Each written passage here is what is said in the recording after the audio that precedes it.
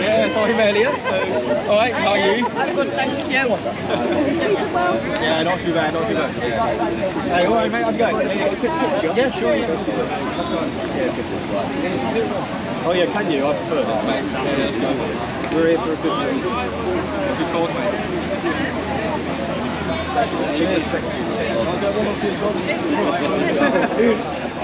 I'm not even famous. Why am I on pictures? Nobody knows who I am. Yeah, why not? Indeed, I was. I watched a bit of you. Are you lying? Nobody comes your boat, can you? Yeah. Are you lying? Yeah, I think so. I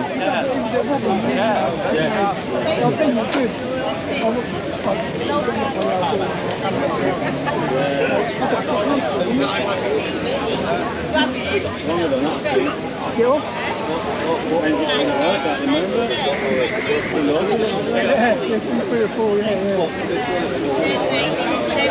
I think we are live. I've got a video of you on my phone actually, standing Yeah, CP, look at us, he's in farming, he's snitching,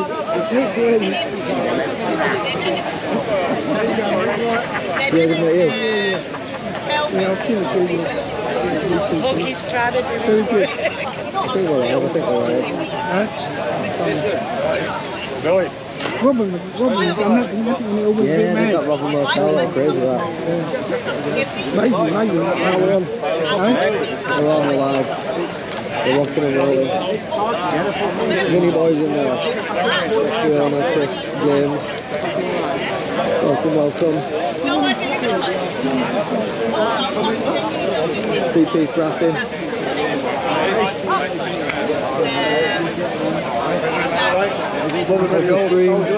Coming through alright. Is it your comment section or Street Ops that's calling you a scruffy ginger cunt? Probably Street Ops. Might be of a... No, it's on. I've got it on here. Oh, I got a notification you're live. From my other...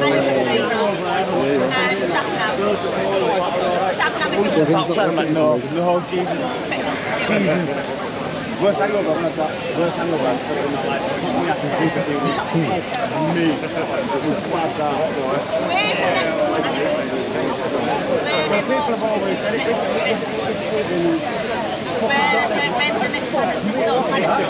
Good morning, everybody. Say to you, thanks for coming already. If anyone would like to get some placards to take for the march, they're over here. So please come and help yourself to a placard. Anyone want a placard? They're just in a pile here. Come and help yourself. Take them on the march with you. Placards, get your placards. Get your placards. So these are the placards rounding out. And this is the group for the children. And they're collaborating with football lads against the grooming.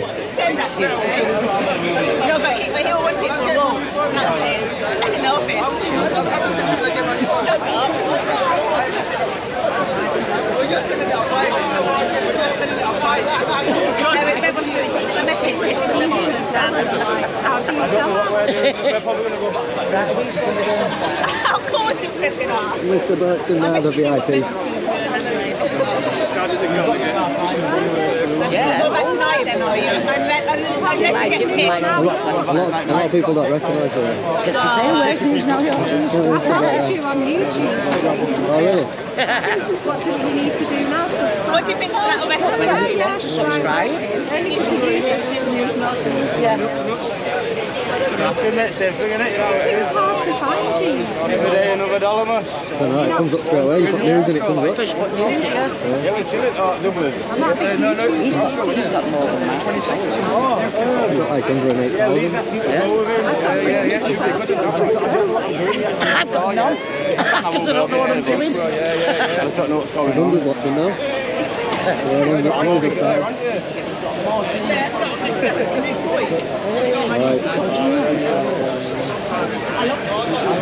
Right. Is that what you do? I just seen it.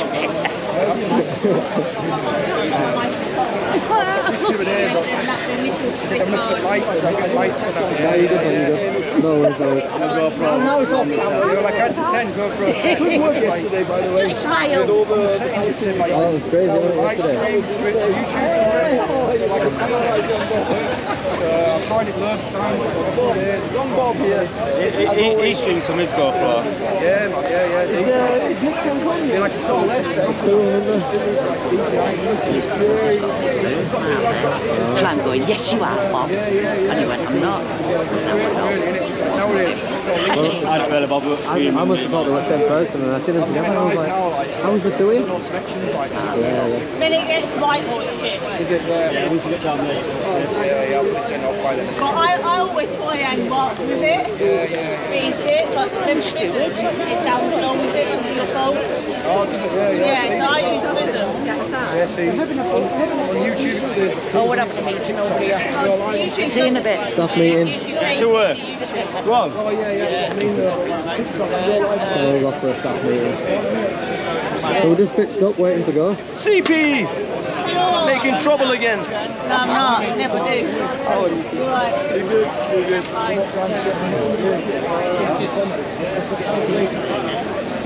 Where are these stones? Dave, where are you? Yeah, a bit later.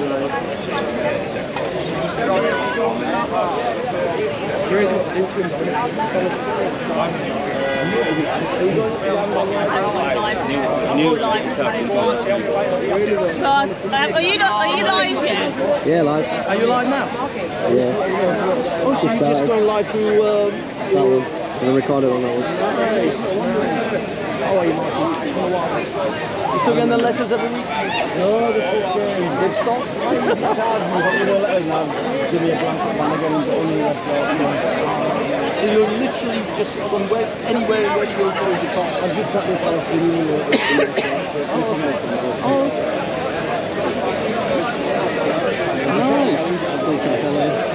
Nice, yeah, it's really good. And the battery, everything holds up all right? Well, it's all plugged in. That's good, because my worry was always going live through my GoPro is the battery life. You know, is the battery just going to die on me halfway in the middle? But you've been going for hours and you've been... Yeah, probably get 4 or 5 hours out of it. Really? Yeah, that's all right then. That's worth it. Which one is this? GoPro version? That one's a 9, that one's a 10. That one's a 10, all right. Because yeah, I've got a 9, which is exactly like that. It's got the moment- medium mod on it. At the moment, it's charging up. Because I got one of these quick release things. I get it off Temu. It's only like £3-4, and all it does, you can just and it's on. And then I can just take it off. Whack it on here. If I want to switch it around from body to thingy, and it just comes on and off. And really, no screwing around, no unscrewing. And it's like, I think it's like £4, like 4 or 5 quid. Food toys in the house. And we've got bike ready as well. CP, do you want to say hello? Hello, hi Shabnam if you're watching. Like a magnetic thing that attaches to the Mr. Burke says hello. Who? Mr. Burke. Oh, hi Mr. Park. I found this on Temu.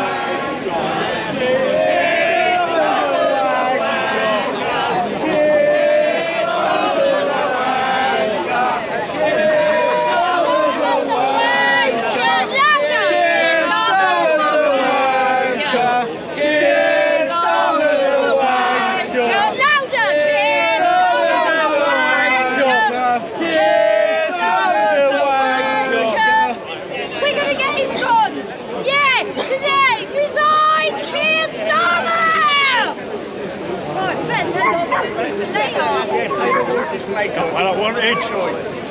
Got what I wanted, thank you very much.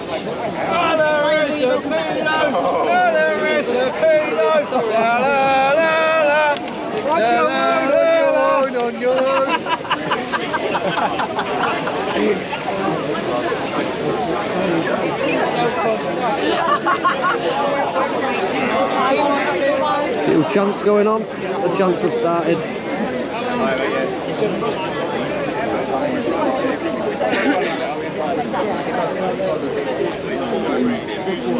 We've got some mega hats. Like MAGA, but with England. The coppers are out. floating around the edges. Got some traffic over there. And a PSU this one.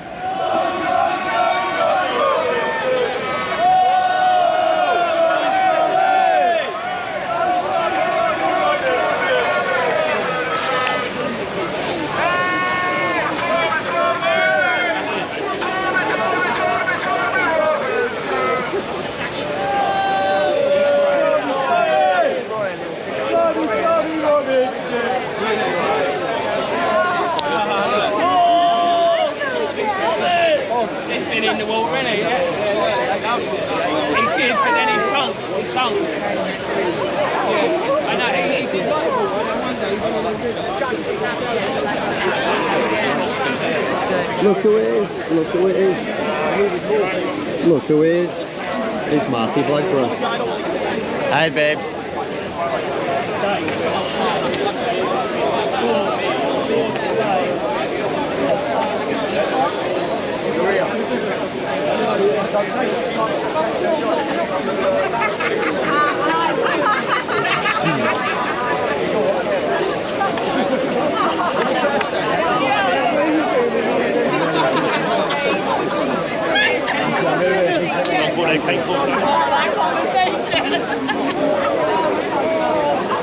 Yes, I would 5 times over. 5 times over.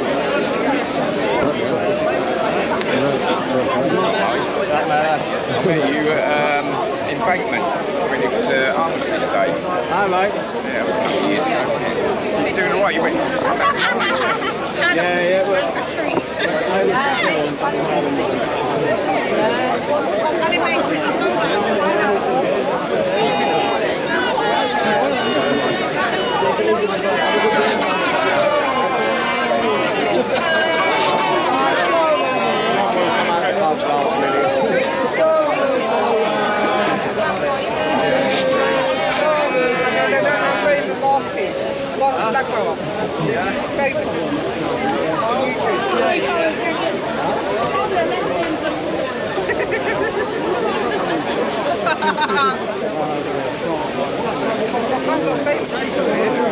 Yeah, there will be.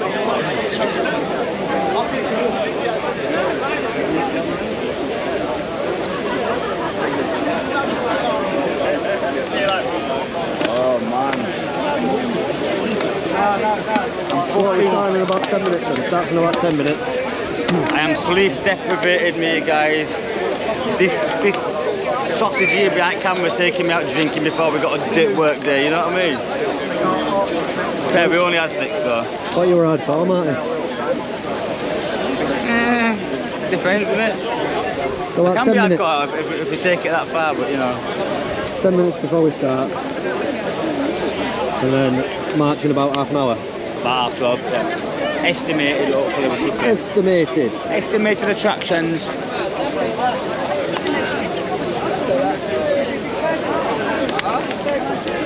Kiss them away. Let's go. Come on, I swear to God, mate, I've been well itchy since I got on that coach this morning. Linda's asking about Roxy. How's Roxy doing? I'll give a quick update to the people. Who's Roxy? She's absolutely fine, guys. Absolutely fine. Dog's perfect. More and more confident as every day goes by. And yeah, she's a integrated member of the Blackburn family now. All good. We've got a food diet sorted out. It took a bit of messing about, but we've got her on a set thing of eating. For now, anyway, I do want to change it, but it is what it is, guys.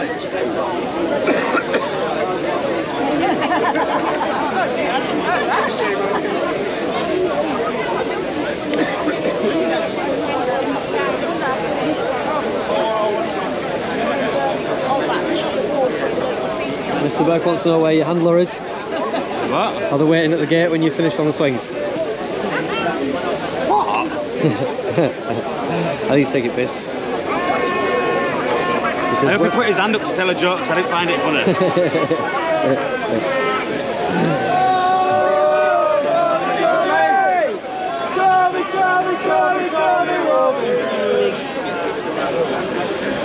Here comes a bleach into it. Here come the favourites. 2 cheer bastards.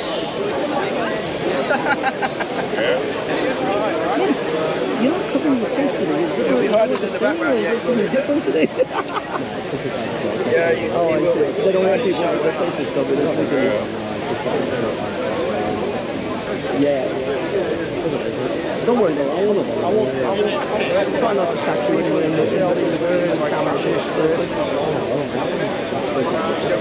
Are you kidding me?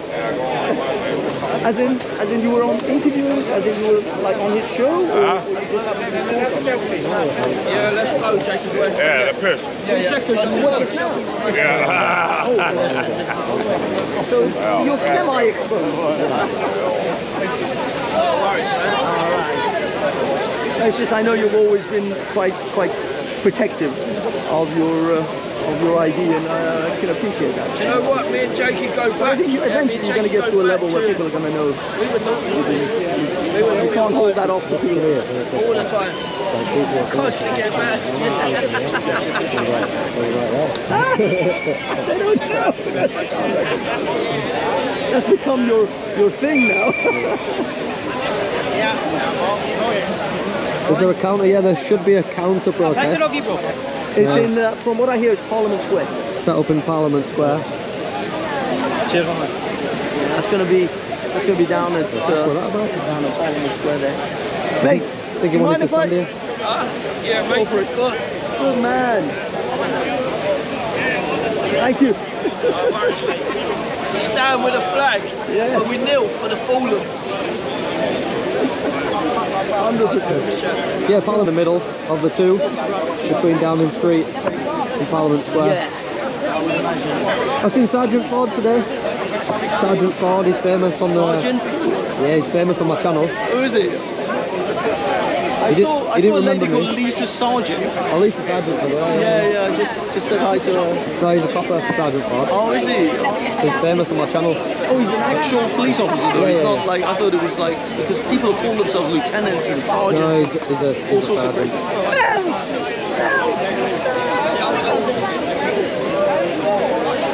I spotted him earlier and he didn't remember me, but then I showed him the video and he was like, oh, now I know who you are. And all his copper mates took this out of him when it goes viral on TikTok.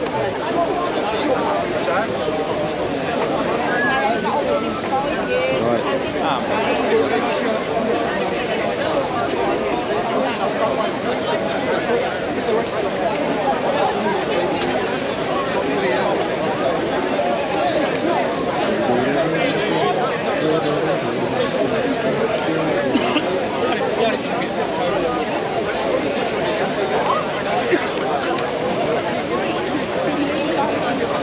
I'm in the chat. We got 373 in the chat.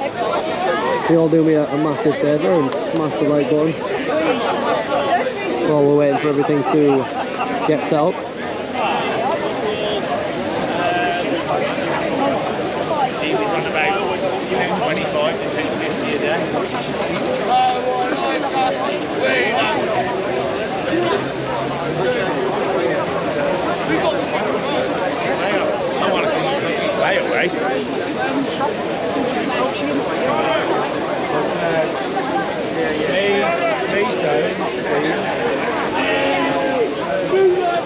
I love going for a walk around me, just get bare people. Yes, Matty, yes, Matty, yes, Matty.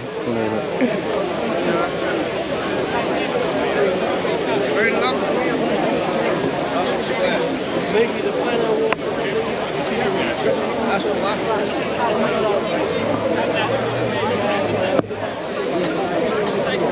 Oh, shit, what's this drink? What's this fucking drink, huh? You have, yeah? Sarah won't blow it. Oh, fuck it off.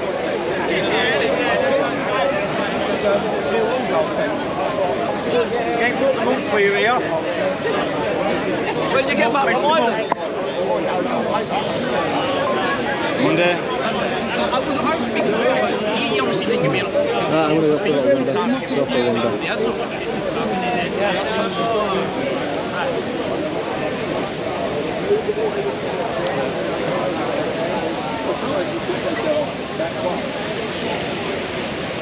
Have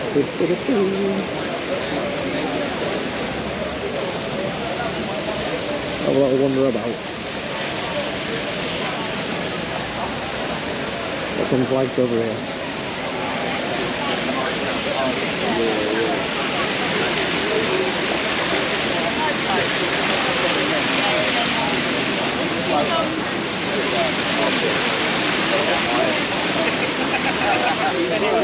Alright.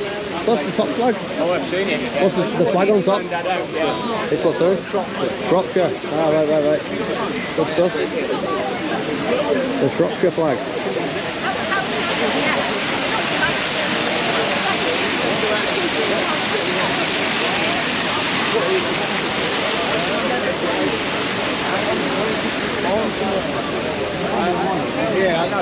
Yeah, I'm pretty sure there's going to be a big old counter protest to it.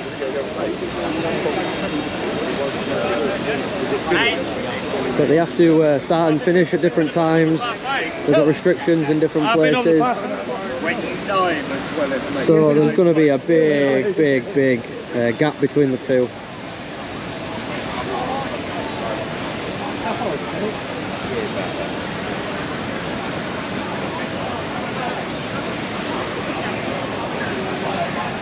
The kit guys are out.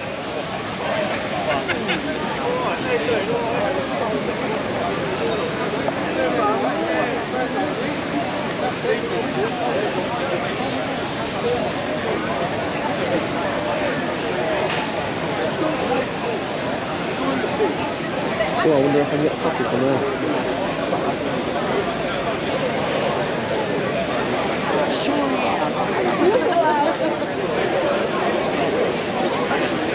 Yeah, so...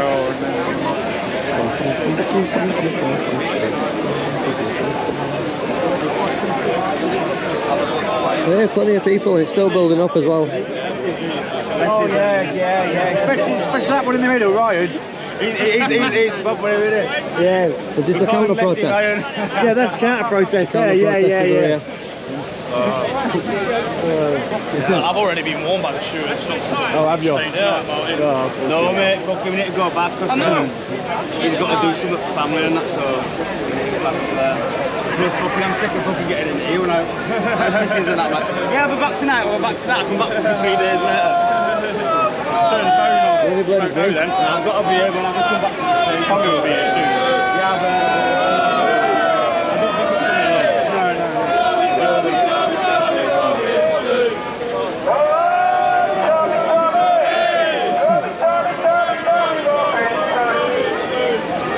It's different without your face covering on.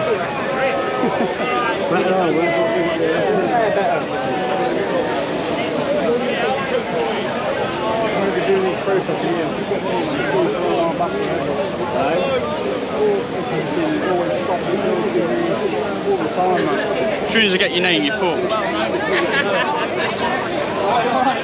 both live, yeah. One's live, one's filming.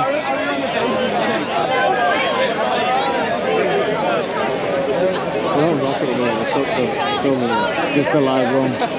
So we've got everyone gathering, guys, it's building up. What time are we on? 11:58. About 30 minutes and we should be on as we're marching.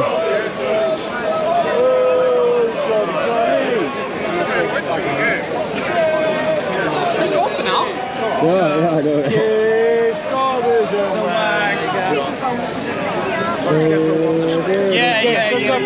So I think don't see you. I've seen a bit more death. Take it easy, brother, catch you soon, man. I'm already leaving. You what? Can't remember. Yeah, good. Hey guys, do you want to see some of Street Walks video? Let me point it at a floor for you, there you go. Big footage today guys, big footage.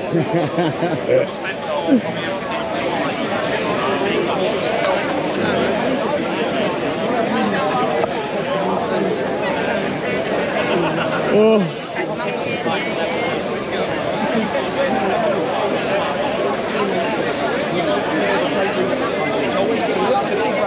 We're having a sick break. Was he Parliament Square? It was probably not halfway round. It was in the pub. Was that me? I definitely need a hold of my phone now. And it was in the pub.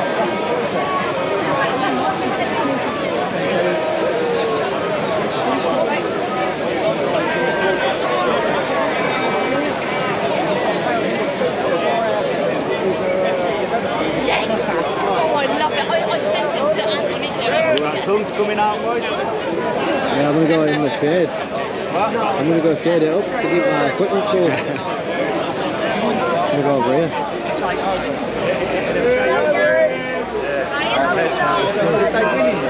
Nice to meet you, Tasha.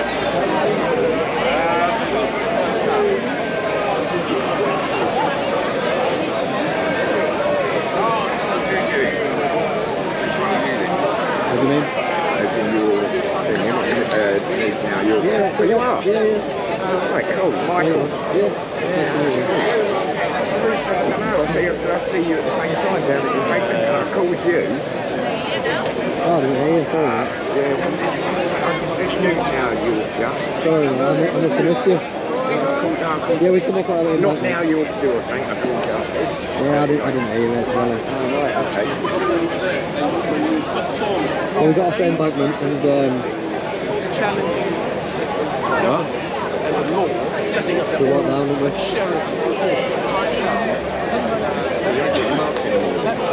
Not today, because it's...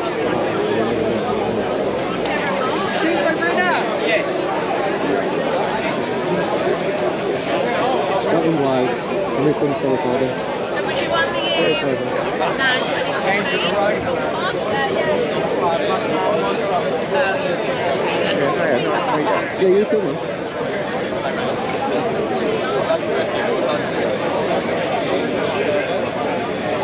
I'm just having a quick sit break before everything starts.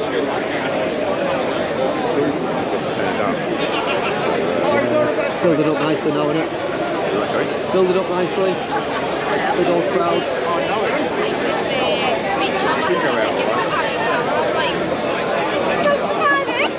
Oh, you see that? Have you seen Mari? Yeah, like I say, I used to like do screen and all that. Oh yeah. Funky monkey. Yeah. He doesn't do videos. He does see him now and again. No, he's not doing videos. Cut the rubbish. Society. He does like live streams now. He did that one in Leeds, in the where was that, when that riot, he did a good one. Yeah, we're driving. Oh, the interview with the dad? Yeah, with the dad, yeah. Yeah, well I was stood next to him, we both interviewed him. And his went viral on like YouTube or TikTok or something. Mine went viral on X. Right. I got like a million views. Oh, when he? With the dad's mate. We found out later on that that's why it went viral. Yeah, the dad's mate. Biggest one. Probably when I got arrested with drone over off the police station. Yeah. And then second, the £20 fine at Tesco. Everyone started doing after that. Everyone buying £20 silver coins after that. But it is legal technically. I got it from there's a guy that just, that's all he does. Yeah, I know. Down Yeah, Julian is called, yeah. That's where I got the coins from. He sent them to me.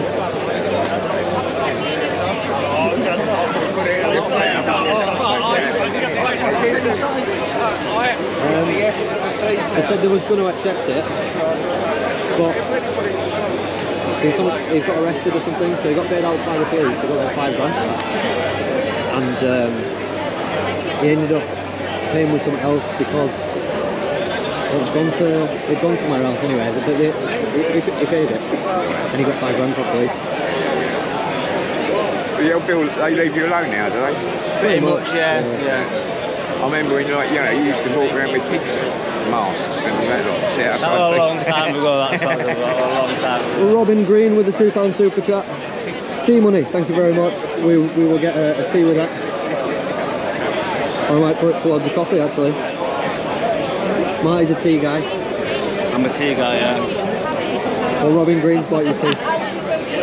What? Robin Green's bought you tea. Has he? Yeah, he's earmarked it for tea money, so that'll be your tea for the day. Yeah. Big up. Big him up. CP. What? I've confronted Simon. And?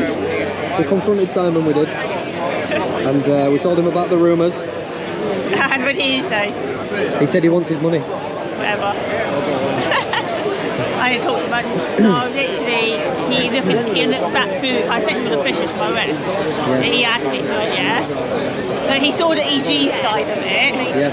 And he asked my footage, yeah. I sent it to him, yeah. He said he'll pop a look to it at it later on. Yeah, he wants his, I told him that the rumour is he's on payroll, on CP's payroll, and he wants his money. Whatever.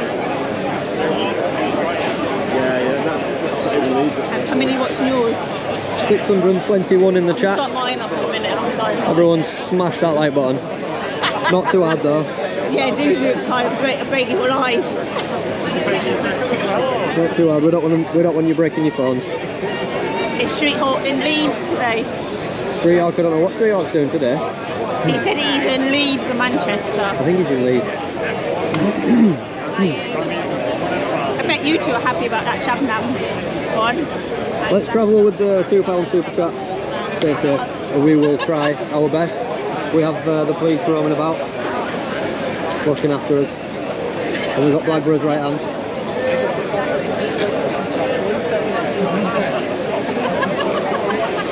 And obviously CP. Yeah, I'm here.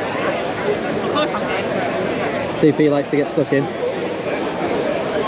It's like a little Jack Russell is CP. A little ankle biter. I'm obviously just doing that at Palestine once. No, they tried to stop me last night at the weekly one. They quickly not that place at the weekly one last night.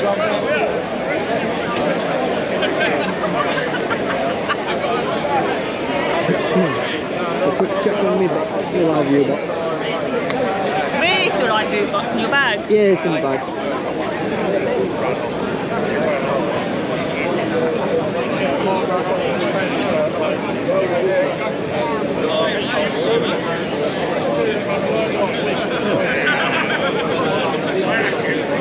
Get this live up.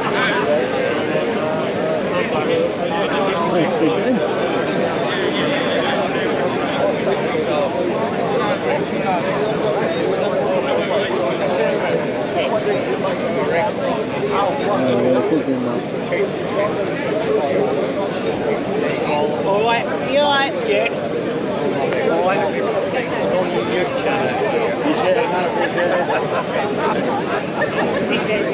You keep getting arrested though, don't you? You do though, don't you? 2 times now, and the say so is a Palestine. Both times, and the say so of Palestine. Well, this is where I actually grew up here. This is the area I grew up in, yeah. I've been here, just had me photo taken at the old police station. You do like provoking them though, don't you? It's where the action's at, isn't it? Yeah, well, don't blame you. Not live. Okay, I'm not. I don't think you have anyone here to provoke, will you? Nah, it's all spam, isn't it? So there's going to be a big gap between the two sides. Yeah, I know, but you actually go and stand in the middle of them, don't you? Have you ever eat any of them? Say that again? Have you ever eat any of them? Not properly, man. I've had elbows and shit like that, but... Well, I hope to see you on YouTube tonight. Yeah. Take it easy, have a good day, man. Yeah, I'll Mike see D the one with where a you £10 get the super chat. hangover. Oh, Very fuck much me, man. appreciated. Love your content. That was something else, Keeping that. it real. Stay safe. Out there. Have a great match. Thank you very much, mate. Appreciate that. Big up Mike D. Big him up. Big up Mike D. Big up Mike D. Yeah, big him up. Mike D, big up.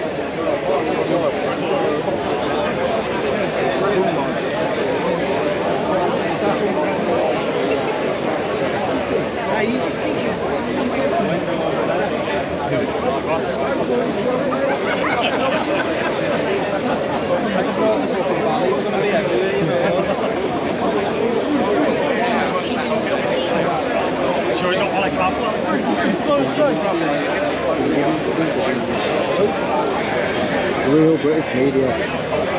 You got the stream running? Yeah, got the live going. Got this going as well, hooked up to this, so I can get some. Probably that's the live, and then I'll do a proper video as well. If you're not already subscribed to Real British Media, make sure you head over. Let him know I sent you.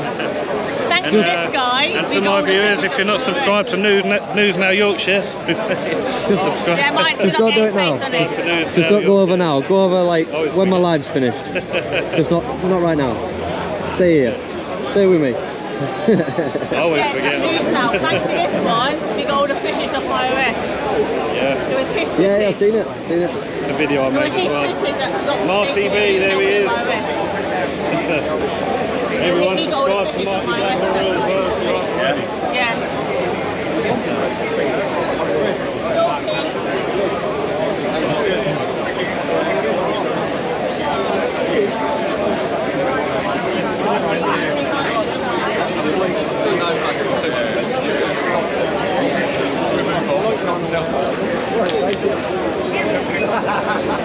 Stop farmer.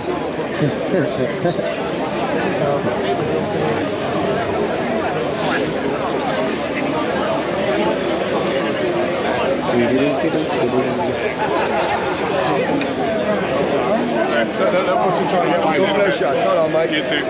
You alright, brother? Alright, pal. Look at the flags. The flags are flying.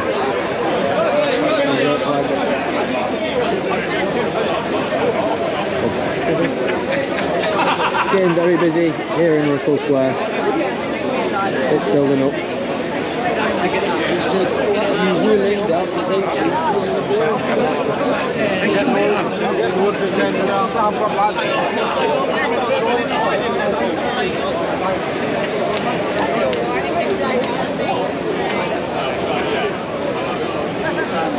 No, we haven't marked yet. The road.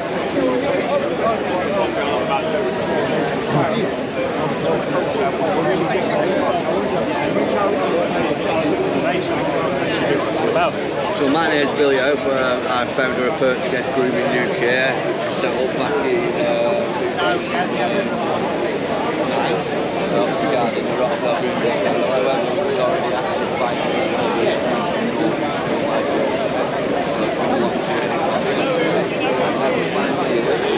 Time we on? About 10 minutes. About 10 minutes, I reckon.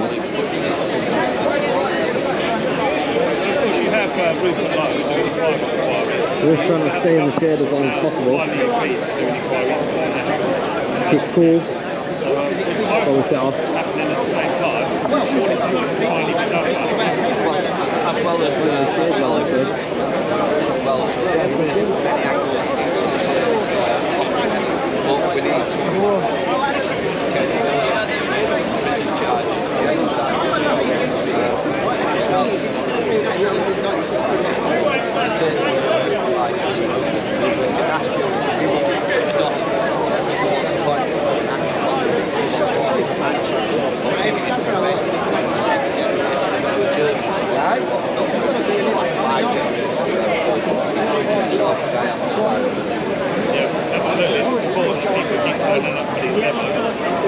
need to in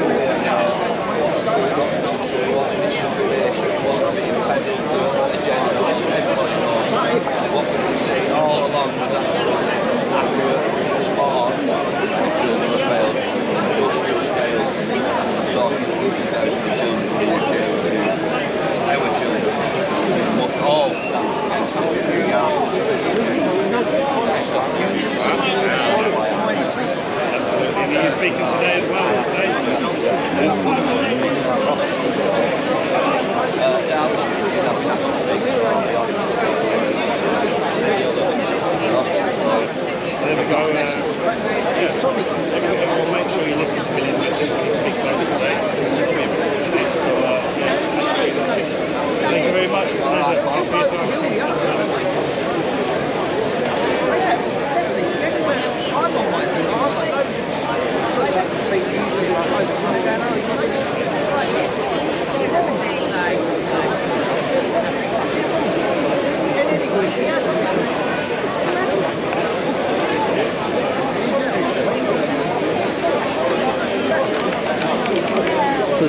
like a 30-minute march, is it? Something like that. 30-minute march. Bloody mic connection broke on here. I was always going to have it hooked up to this, but the connection that goes into the DJI receiver, that snapped off. So now I've had to link it up wirelessly to this one. Oh god. Luckily they're easy to get those bits. Yes, James.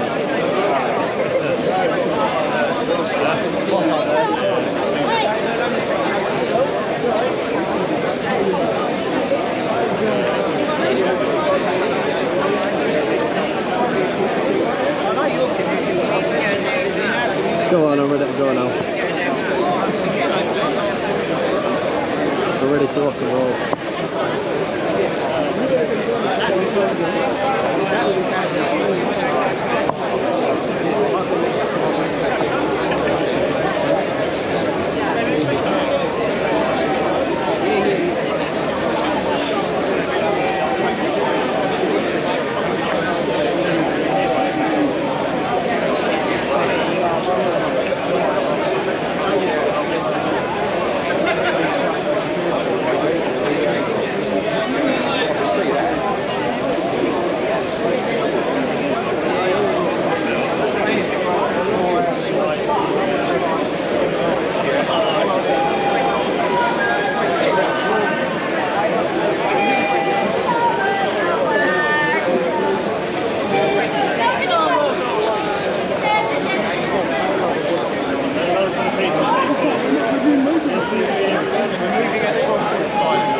Oh, it's warm in the sun.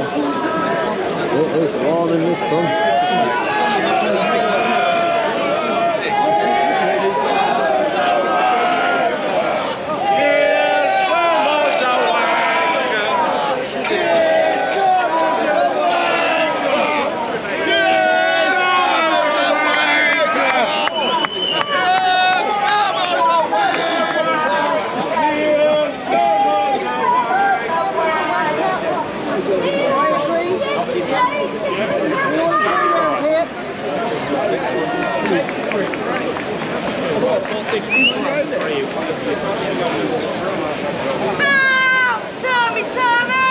What do you think of the chant, Inspector? Sorry, mate? What do you think of the chant? I'm not going to comment on that, mate. Do you agree with it? I'm not going to comment on that.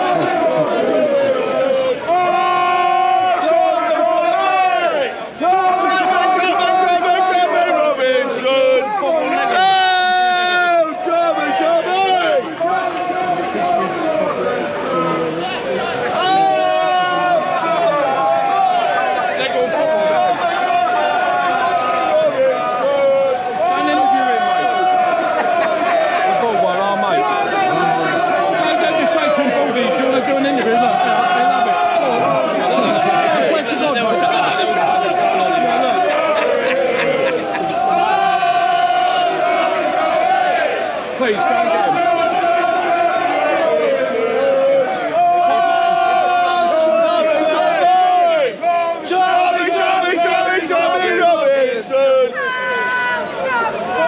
I like the way you job on Baldy, he wants to do an interview. No, he said you wanted to do an interview. I'm an interview, though.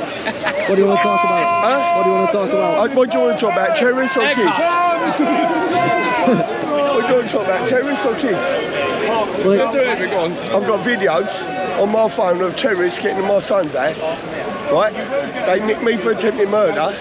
That cunt never got, sorry swearing, he never got nicked. Right? My son got nicked, I got nicked. It's a terrorist. But if you want to talk about children, then all these immigrants come in on these boats. There's no families on there. It's all men. It's an army. They're army. Like how did Britain win the war? They went up the beaches. This is how they're going to come and try to do us. They're coming up the beaches. See the guns and that they got? Listen, when it kicks off, it's going to kick off. And yeah, look after our children, protect our children, and Snow Karma, you shouldn't be where you are. You're getting paid lots of money for this, you cunt. You're getting paid, sorry swearing, you're getting paid a lot of money for this, having all the immigrants over here. You're trying to stop people's money. Why not send them all back, get all the money from the hotels, and we'll be all right. Anyway, have a nice day. Appreciate it. Flares are going off now.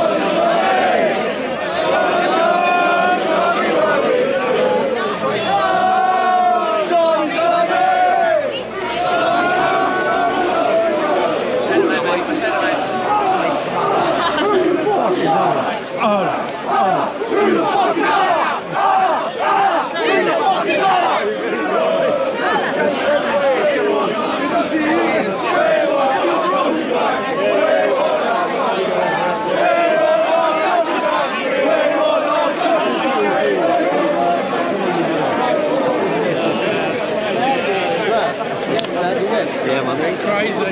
Come on, you gooners. Come on, you gooners. In your face, out.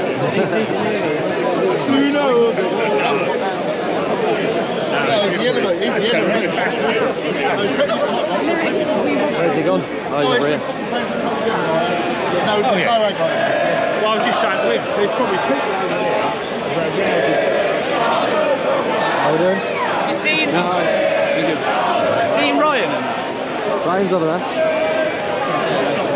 I don't recognise you. I spoke to you before. Really? You phoned me first? Oh, yeah. Someone. Anyway, are you alright? You met Maya? No. Maya Kabani. He's famous. Come on, good. The famous guy who goes to the Palestine protest. Oh, okay, yeah. You know what I mean? Yeah. So did you get here? Late. Yeah. Yeah. You haven't told yet? No, No, we've only been here about 10 minutes now.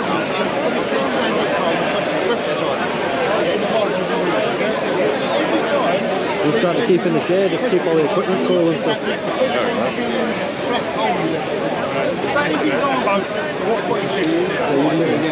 see you later, pal.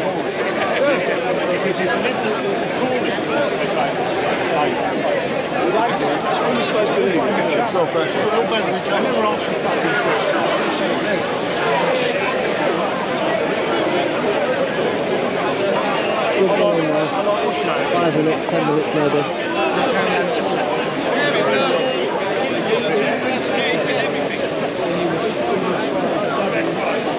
You live or are you just filming? Just filming today, I think. Just filming. So if you wanna watch the recorded version, you can head over to BBA's channel. Just not right now, guys, because we're streaming. Don't do it now. Don't leave me, please. Do it later. Later on. Should be up tomorrow, yeah? Yeah, should be up tomorrow.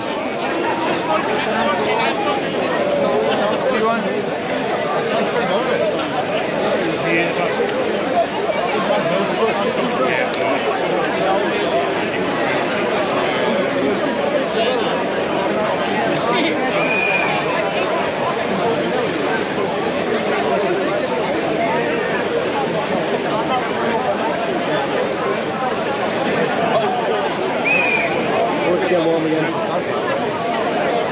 Release some cloud.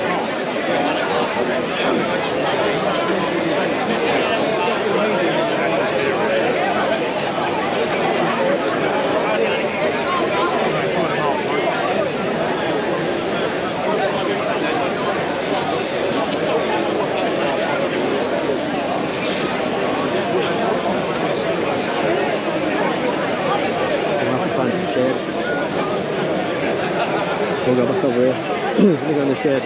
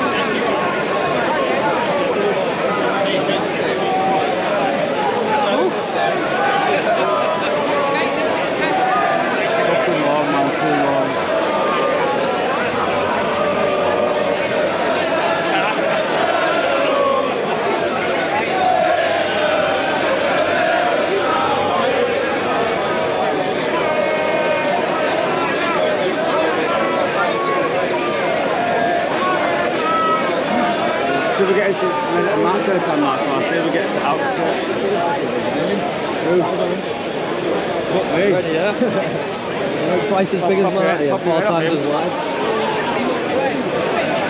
I took about 4. Yeah, I spoke to him already. We got Wesley Winter, guys. Wesley Winter's here. Hi, mate. How buddy, how you doing? Good to you. Good to see you. You live, mate? Yeah, we're live. So, live stream. Simmering, innit? Yeah, just waiting for the match. How you doing? Just my lad. Fuck me, I'm a bit too warm, aren't I? About 700. Nice to meet you, man. Appreciate it, pal. Thank you. It's a long walk, really, like from here. Like half an hour, yeah. It's good. It's good.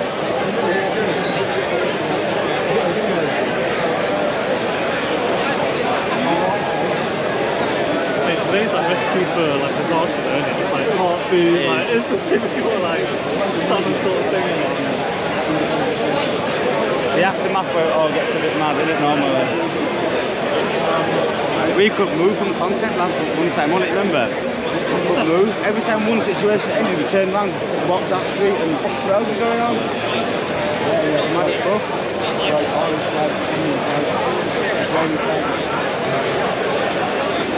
No, I say it's not. I said it's probably, I don't know.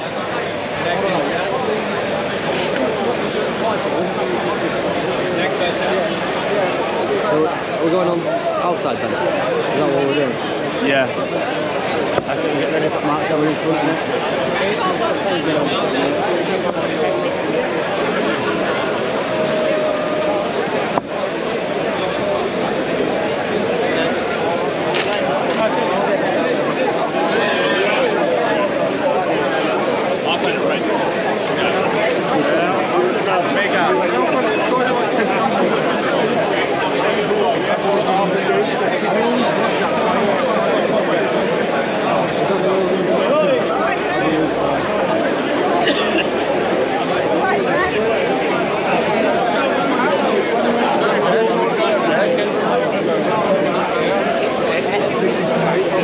Which way are we going out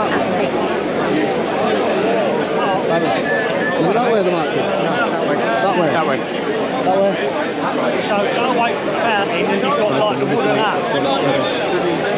Yeah, I'm just sort of in front of that. Right, mate. Is that a spanner? Yeah. Made it without 12. Huh? Made it without 12. But if they change it to call it to 1,000. Still trying to work. Get moving, get moving. Yeah.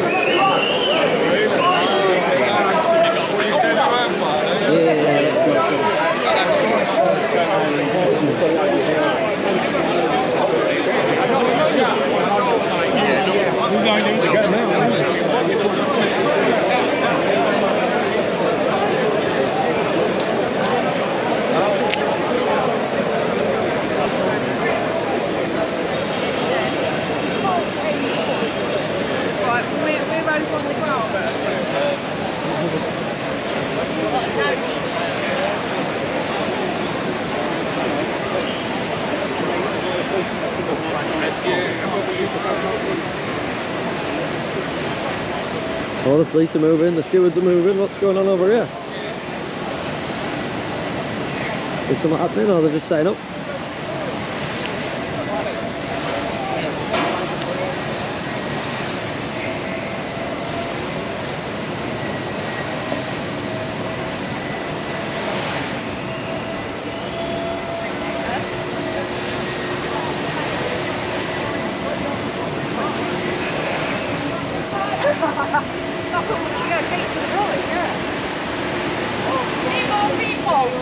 My friends will volunteer. Pull it on. Hello there. Anyone who ain't a steward, just hold the banner until you get more done. Hey, Paul. Alright, Alright.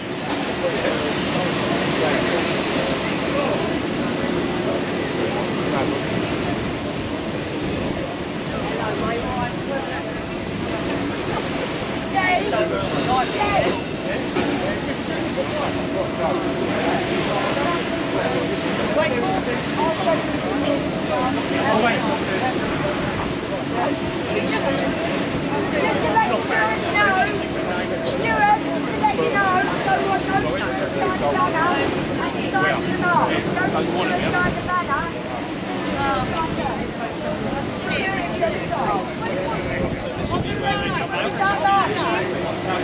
When we start marching, they're marching, stewards marching down the side.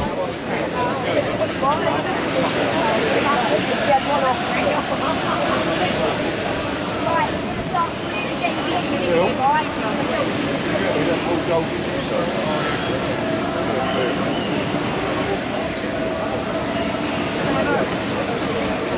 So the stewards are just getting set up with the banner, ready for the front of the march to get going.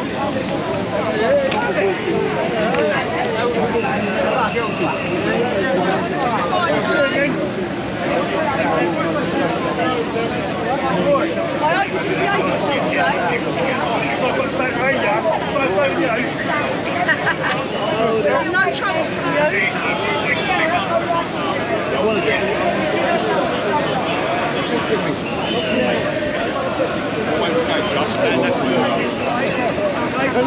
Crowd is coming now. Did you get a move? I said, you said. Yeah. You all came with it. How are you doing? Alright, good to see you, mate. This is where they're going to be matched. Just decided section 68 is not worth it today, yeah. Why is it going on? I don't know, just different, man. It's been like 4 years of watching you, innit? Don't like that today, will mate? If you look hard enough, you'll find it. This is exciting. There we go. Go back to your first video. Stay back, boys, but let's let them all get out. There's fucking hundreds coming. What, we just go home from there, yeah? Parliament. I see you.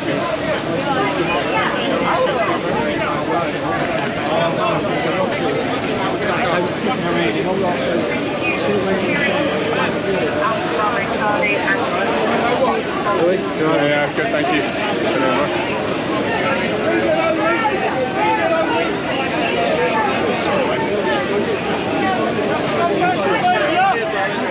Avoiding a stampede.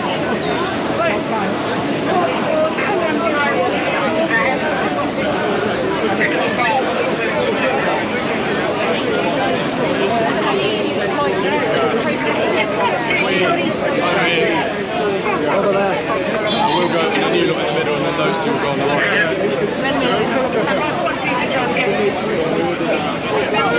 Just keep it staggered, as long as you guys stay in the middle. Just keep it staggered throughout.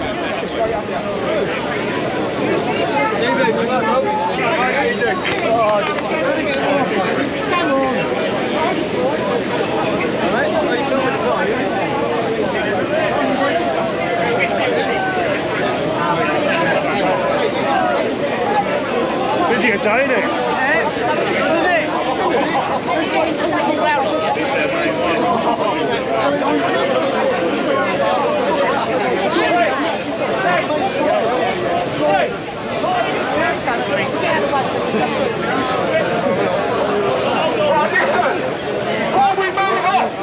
Before we move on, please pass this message down.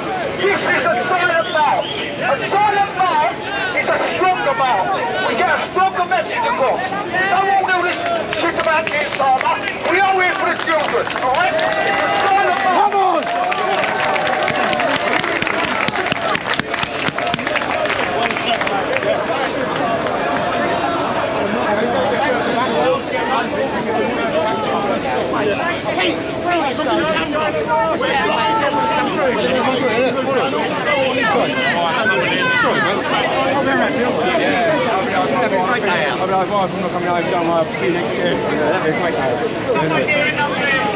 The police are here. They're arriving. 3 teams of them.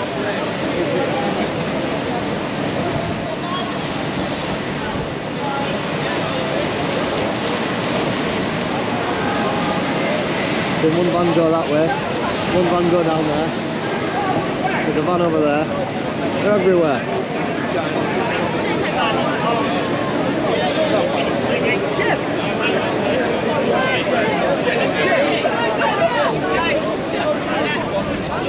Here we go.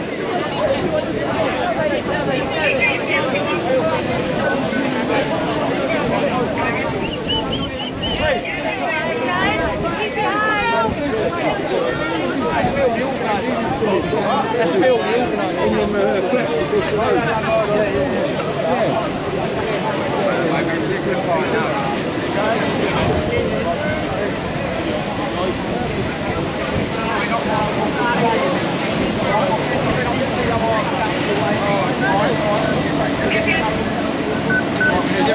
The march is underway. A little bit noisy with vacuum.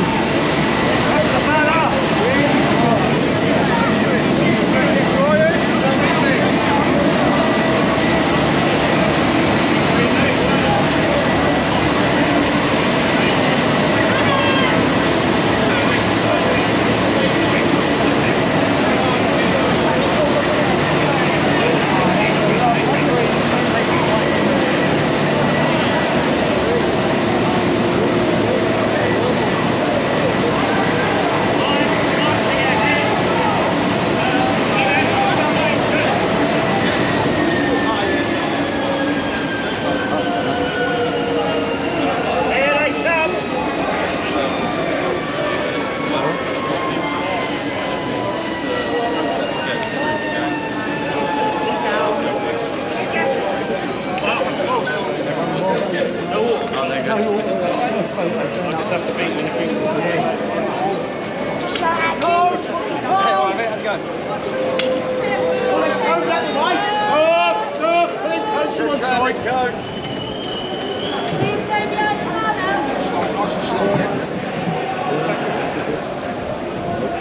It's going to be quieter. I think he's going back.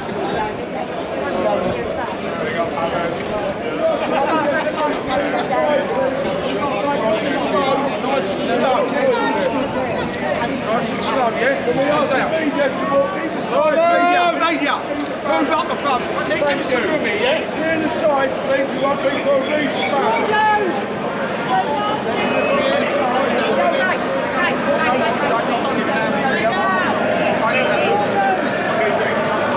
It ain't about this, it's about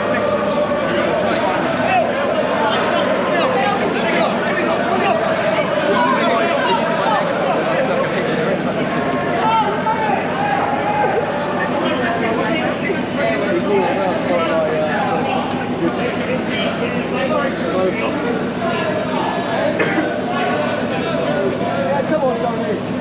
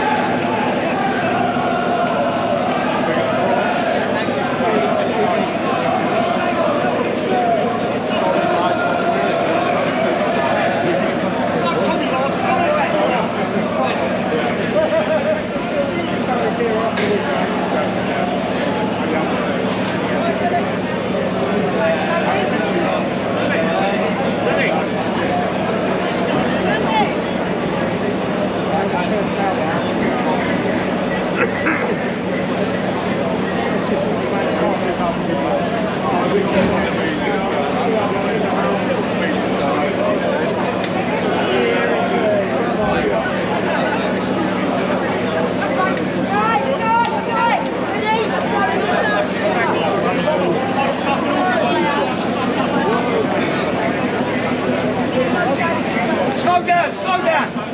Well, you fast enough,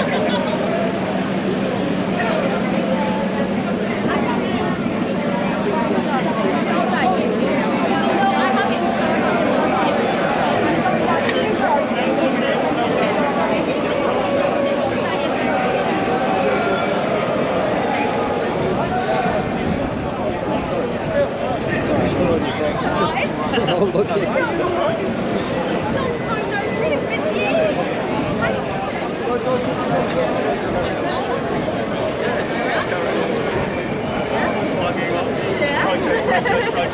Yes, Tony. Yeah, of course. Full speed up. You need to go a bit slower. See the change? Oh, well done, As you. annoying as he is, I have to keep him around. What's happening, Paul? How are you, brother? It's good to see you, mate. Good to see you.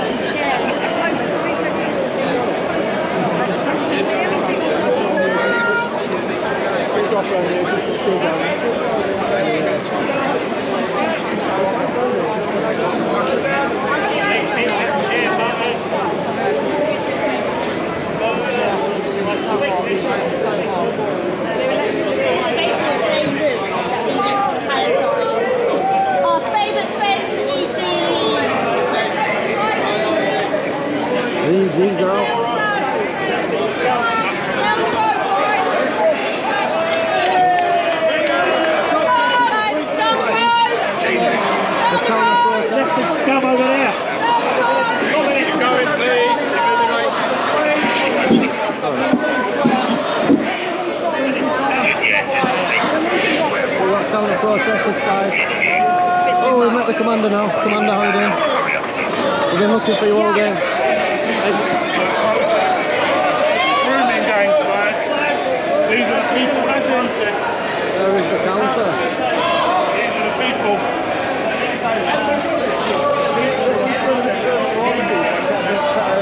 I think the communists maybe. Or the red flags.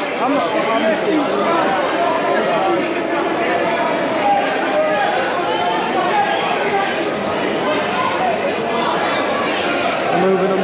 They're moving them.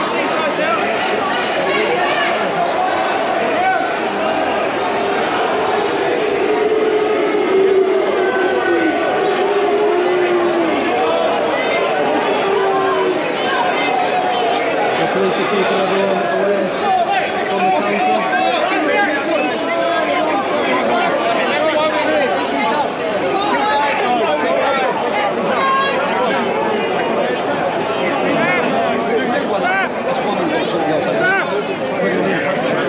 This is the start.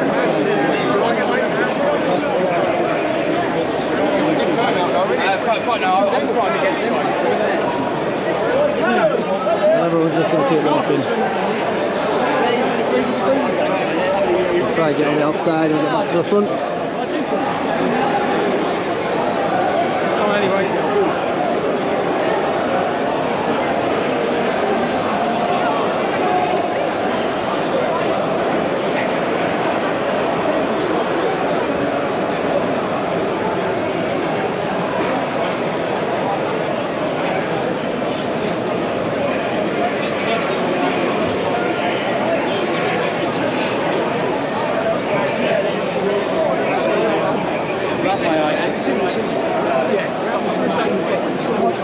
I think we're back now.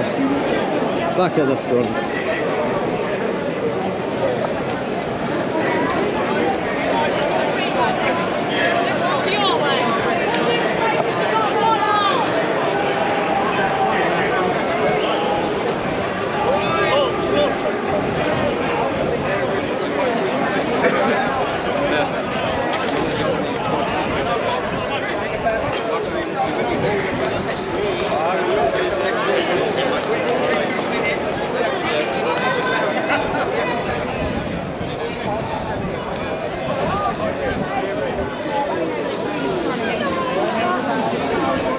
Hold a bit.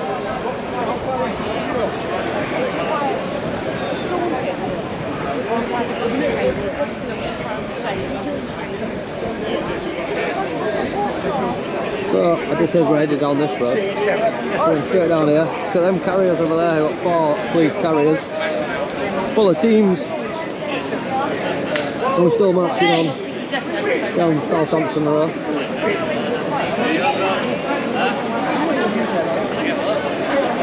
The march is coming just behind.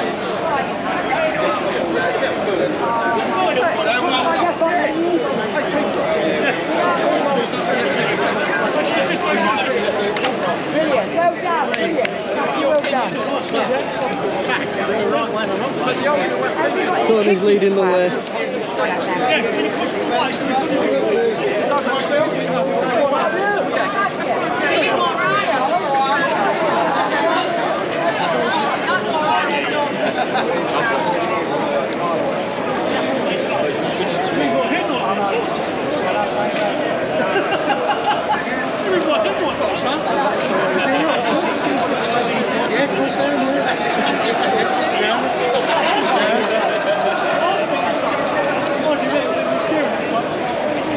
Encouraging ball, thank you.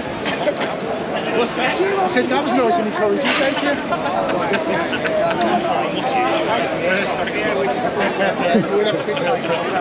I'll be alright, thank you.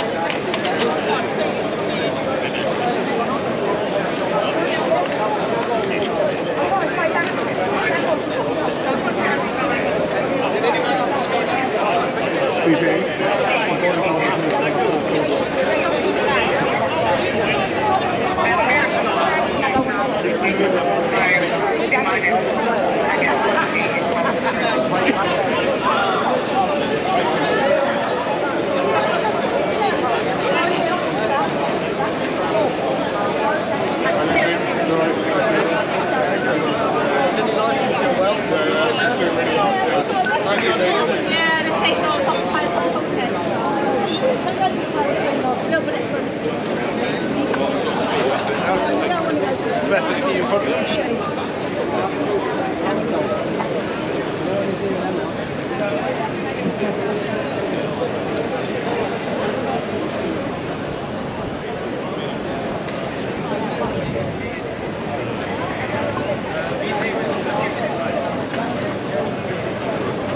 Got more teams of police here.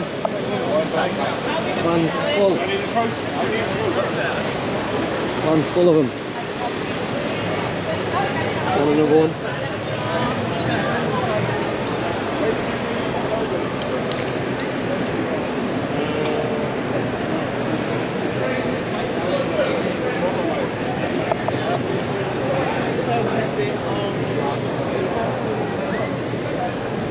So I got a couple of bikes at the top, and then a car was clearing the way. Got another bike there.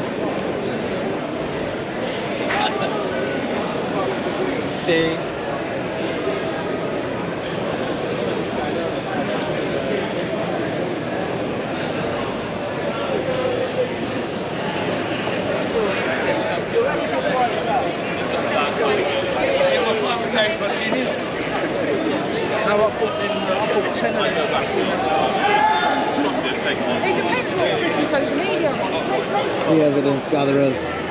Gathering the evidence. You got any good evidence? We'll have to wait till the end of the day, have a look. Have a look. Where's Mike today? Mike? Mike who? I don't know, EG guy? Got a Mike? I suppose quite a few, to be fair. I don't remember him because he's got the same name as me. Is he small? Like this big? Maybe. Yeah, I think... Youngish guy. I think Mike's on holiday. Oh, is he? Yeah. Sunning it up. Yeah, He's gone away for extra 2 degrees.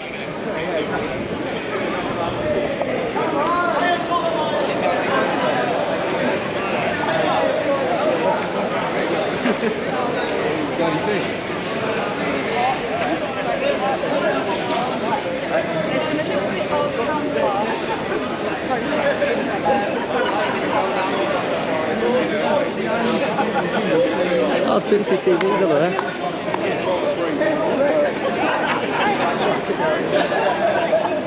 Two CCTVs, got a media entourage. He's got a media right, not anymore.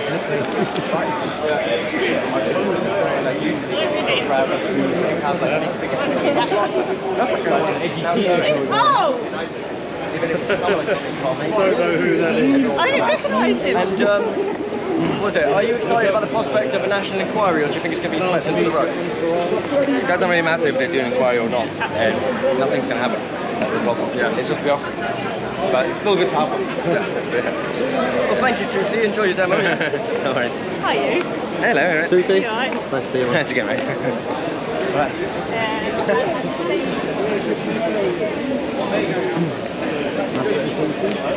Bit of Toothy.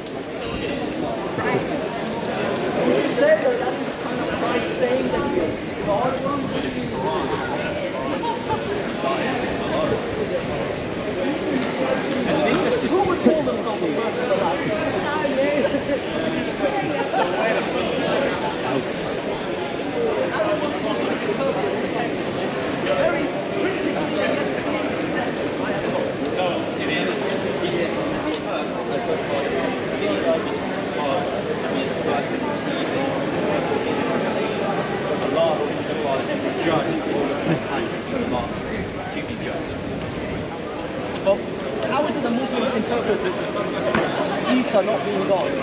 Again, that's what I heard you. They believe that first and last is just a predicate of him to being the first born and also the last eternal judge. But if Adam's the first born, then Jesus, how can Jesus be the first born? Is just an honorific title. For example, King David is the youngest of 8 children. This means that how far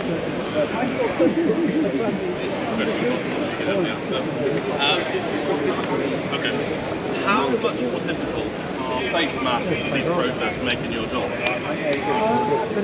Since COVID, very general, but we've kind of face masks on. We've already got a photo of their clothing. Yeah. Clothing helps sometimes because people don't wear them the whole day. Yeah. Because uncomfortable or whatnot. Yeah. There might be an opportunity earlier on where they don't put them on. I don't know. But the short question is, yes, you can believe. Yeah, short answer. Yeah. Do you use other identifiers? Always enough. Yeah. I've heard that people can be identified through their hands. And they use gloves. Is that something they use as well? Maybe forensic, yeah. Remember that? Remember that? The Gordon. That was a good day, wasn't it? My lifetime confession, you need a couple of weeks. More photographers than with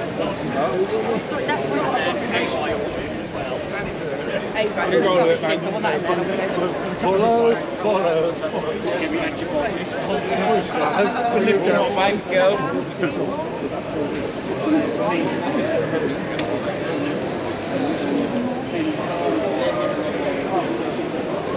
Yeah, that's like my little montage. Rather than go live, I like to make videos and montage them together after.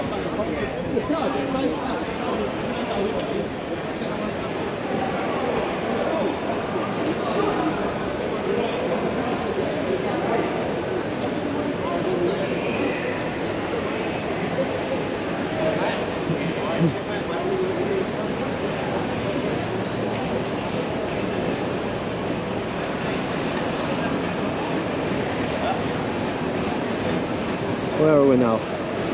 Oh, I don't even know how far away we are. Oh, where we are.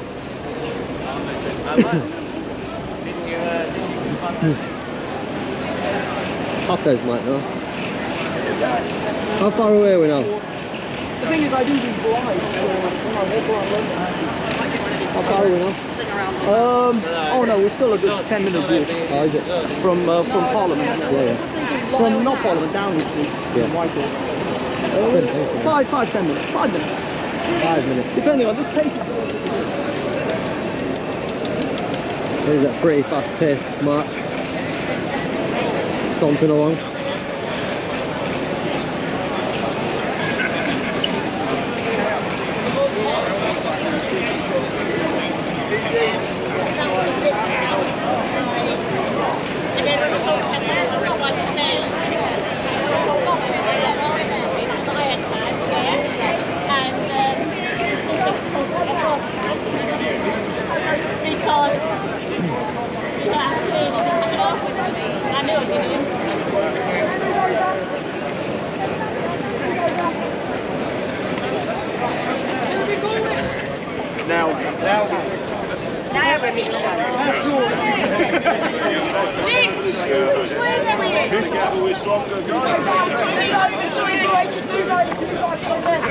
What can I say, man? Minus a little. That's a joke. I'm not the 2C Empire, right here. There you go, get it done with me. I told you, don't wear the Mormon outfit. It's way too hot for it. You will, and it will be of no fault of your own. I'm going to be worse even next time. I've just had my own branded jacket and everything, man. I'm wearing a coat. You know what? You need to get them out for me to pack my Yeah, you can't wear loose sleeve shirts and shirts.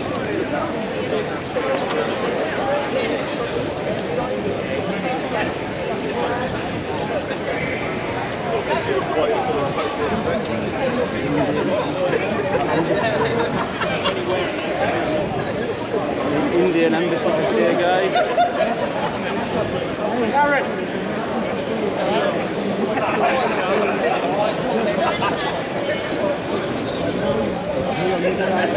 very famous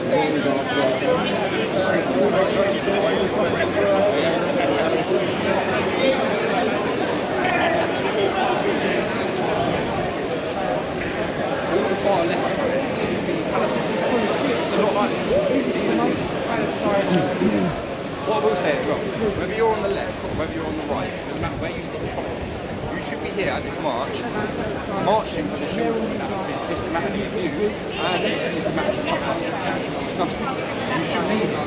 With your political differences aside, get down in London to the car for the children that are being attacked.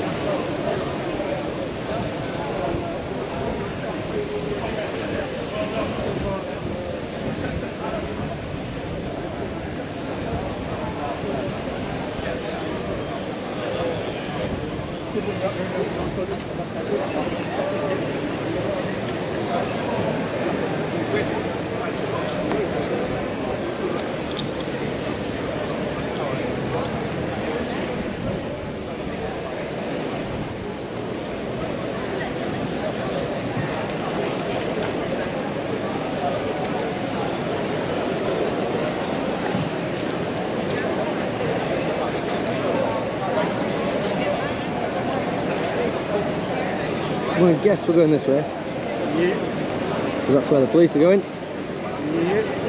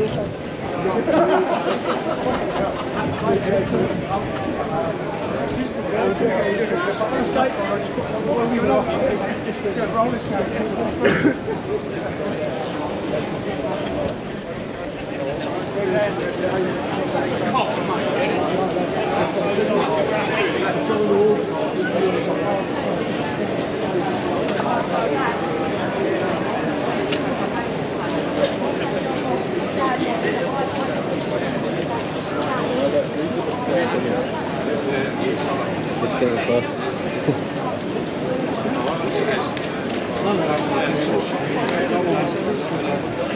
Look at the crowd. Yeah, massive.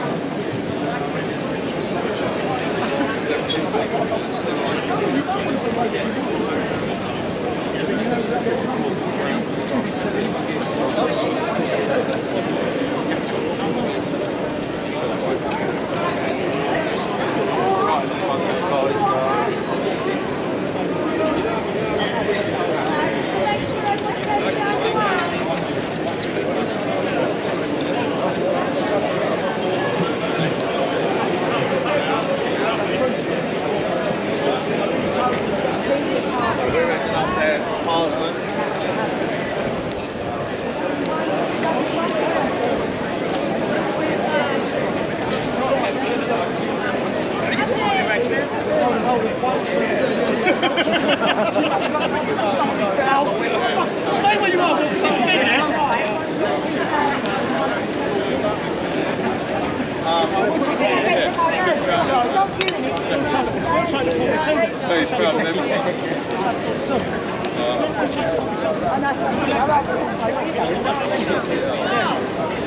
There's actually no point to make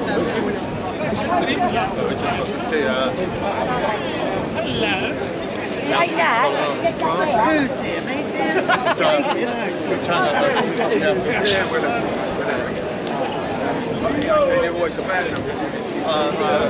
It's about getting the message exactly, but at this time they'll be able to be Oh, you, how many YouTube turned on today? Yeah, and that's what you want.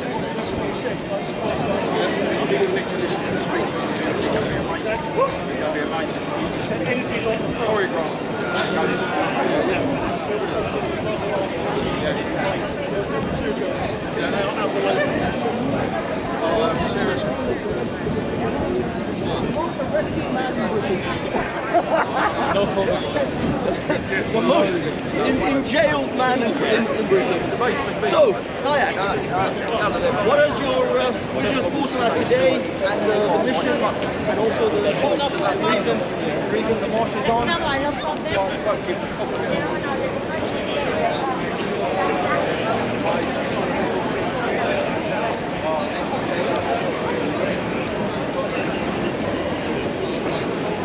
And for those of you who have just joined Where are we? We're on the Strand. Oh, this comes up to Trafalgar Square, is that right? Is Trafalgar at the end of here?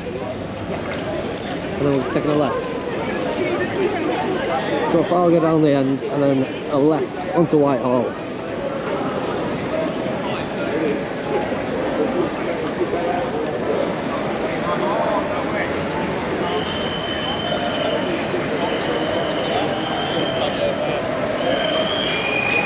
Oh, we're stopping.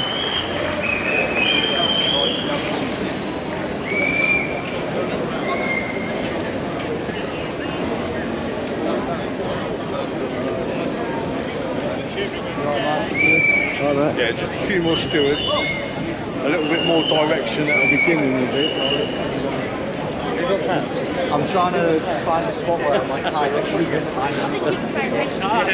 Going on TikTok that time last night.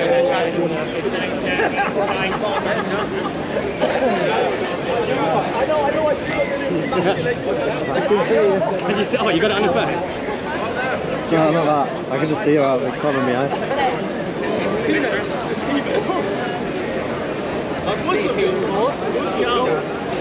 News now.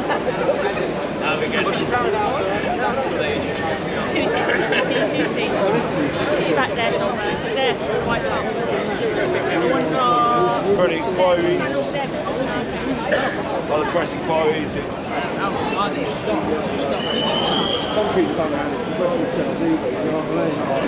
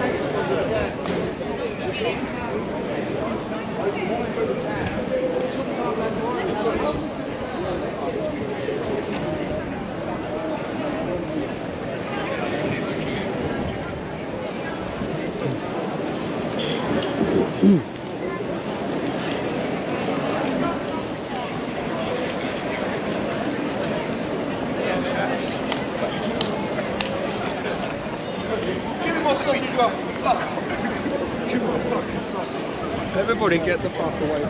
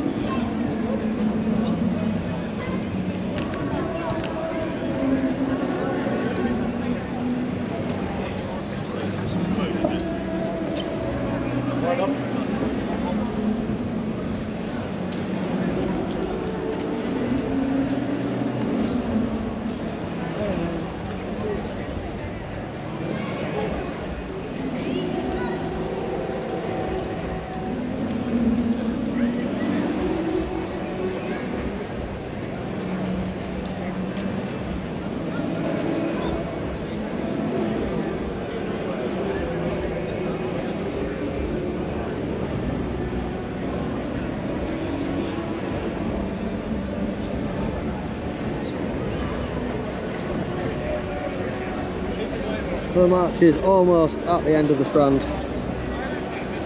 And then a quick left at Trafalgar Square.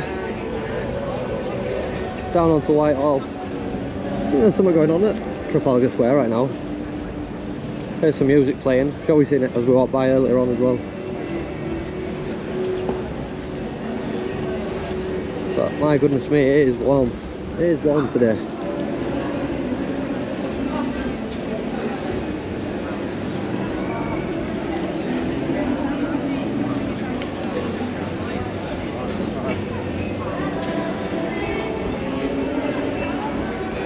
I think the counter protest, the small one that had broke away, was rounded up fairly quickly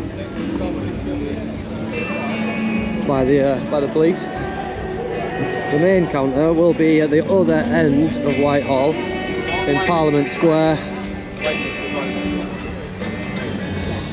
and I think there's a very large sterile area in between the 2 points, so there won't be a clash, I wouldn't have thought.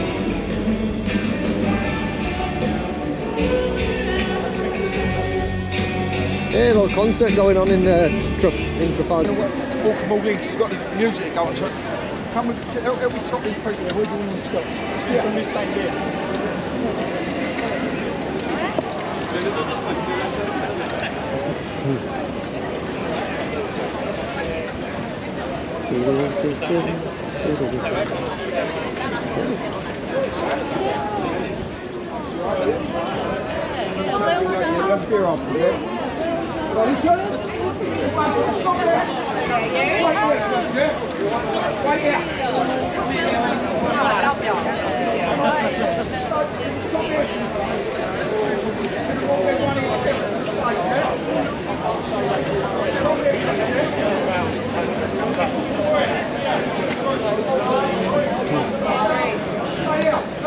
Hold up, everyone. Can we let the spiders through? Just let the girls to the front, yeah?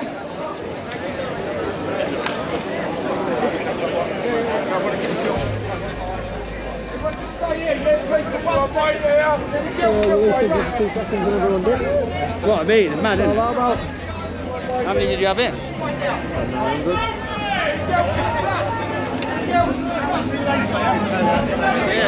Massive turn.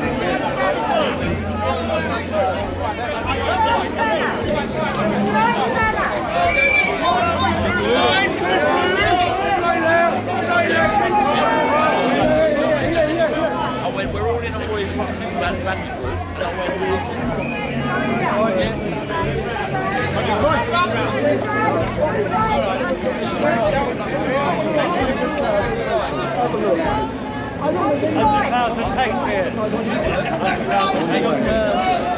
Just purely out of your pleasure, they want to sweat your balls. I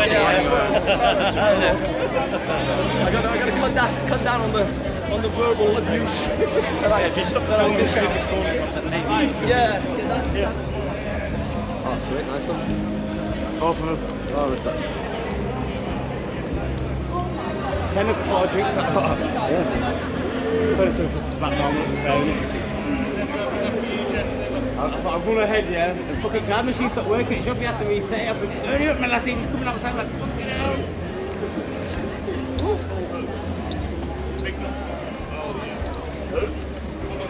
Can't even get the prime position at Ben, man. That's it, right, that's it. Oh, let's wait for the shit, do you have them?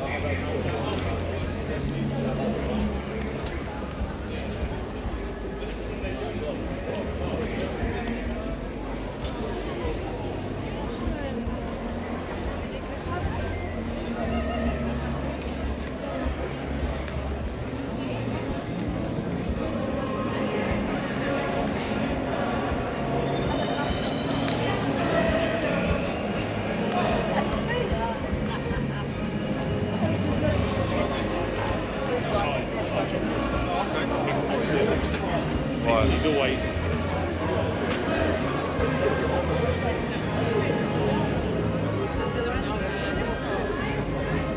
All the roads blocked off to the side.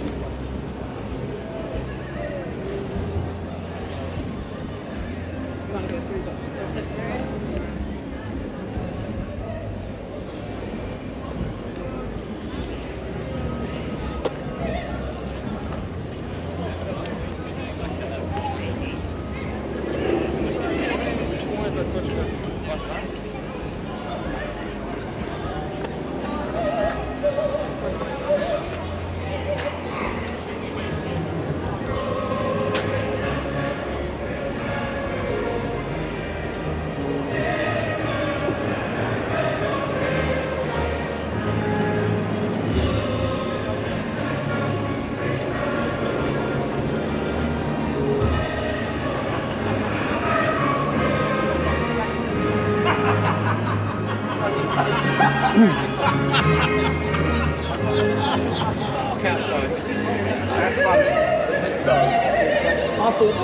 suppose they've still got the horses out. Would have thought they'd put them away for the protests.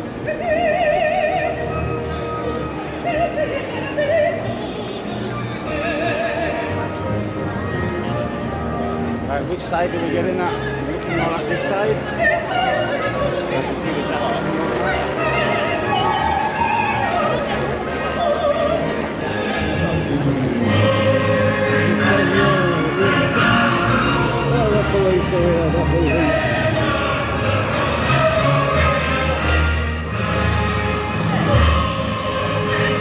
Danny Roscoe's there.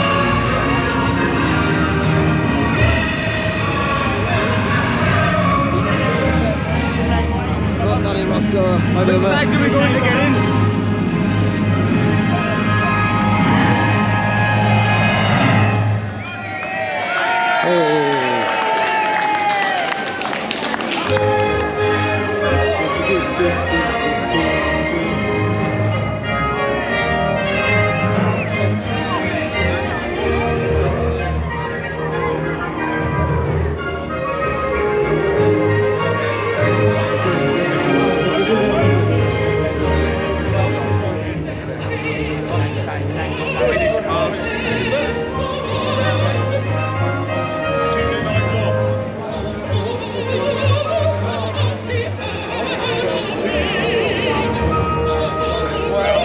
Yeah, this guy here. That's him. No, there's only one on the list, man.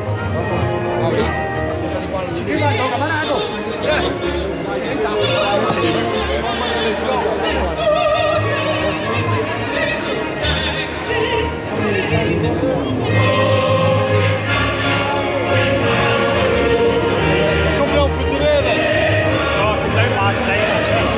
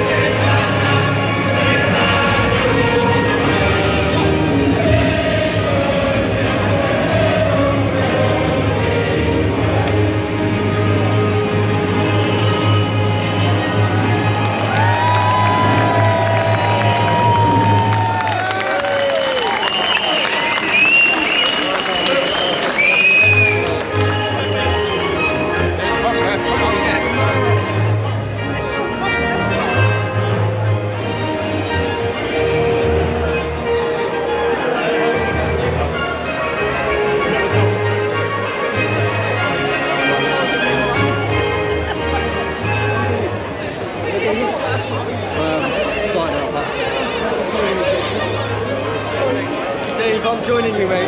I'm joining you on knackers. Kurt, you ain't done nothing. Oh, mate, it's the lack of salt. It's all the sweat. Look how skinny I am. I don't have massive food reserve. You need a beer. When you're up there, get me one. Pardon? A beer. Go and get yourself a beer and then get me one.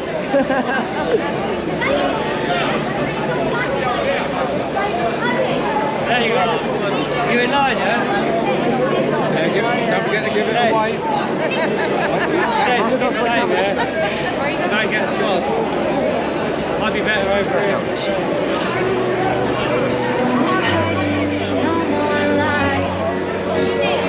This time we want a full inquiry to expose all the lies. Over 40 years of systemic abuse, grooming gangs, pedophiles, children's care home abuse. Over 50 cities across the UK, all covered up. We call out, enough is enough. We want justice.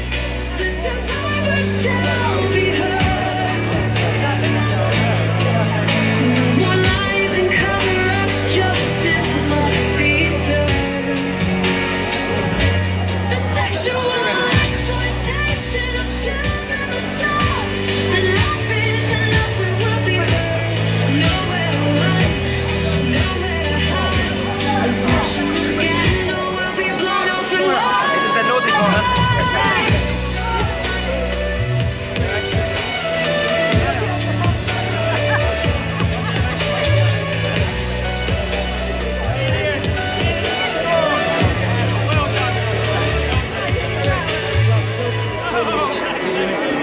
I'm moving and going.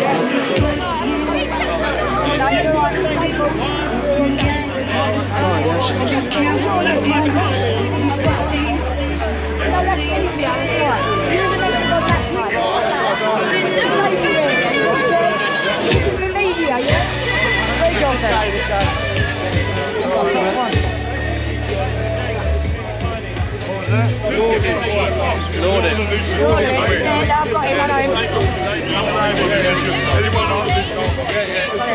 This fella. Oh, you pass right down.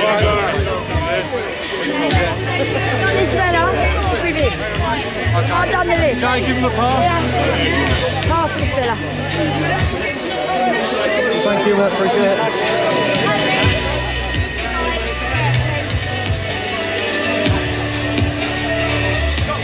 Buster did that. Oh, fuck's sake, it can't be happening.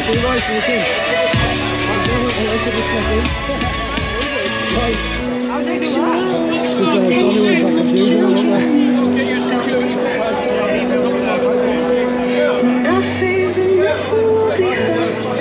Nowhere to run, nowhere to hide. This national scandal will be blown open wide.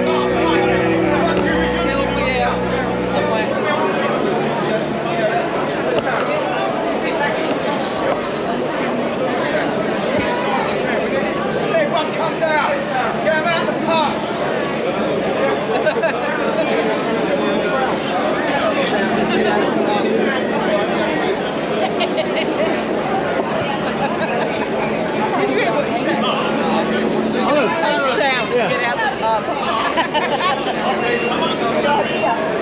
Hang on, there's more coming. Right up at the very, very back. There's more heading this way. Because actually you can see all their flags. Get all your mates out the pub. We need them all down here. Get them out the pub.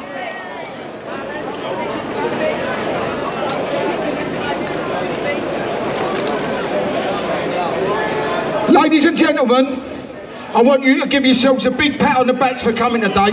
Right, you've been fantastic, right? Thanks for your support.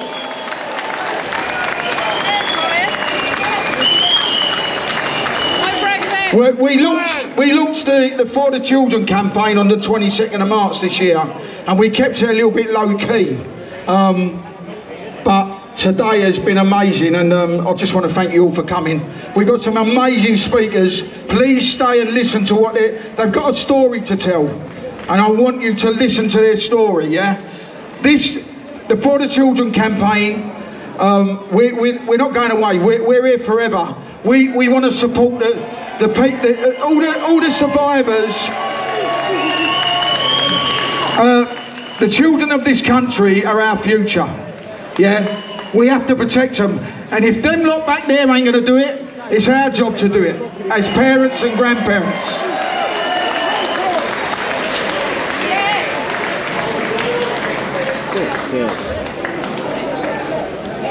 In 2017, what can I call it? An army walked on the streets of London, and we named ourselves the Football Lads Alliance. The first march we had in June 2017, in 3 weeks we got together 10,000 lads. The next one in October we had 75,000 football lads walking side by side, not one arrest, not one arrest. And today we done the same thing. We walked in. We have to put our differences aside. This is for our children, yeah. And I want to thank all the football lads that are here today for walking together again. Unbelievable, lads. You're amazing. So when we had the big march in 2017, like I said, there was no arrests. But all of a sudden, the left come out and deemed us far right and racist, yeah?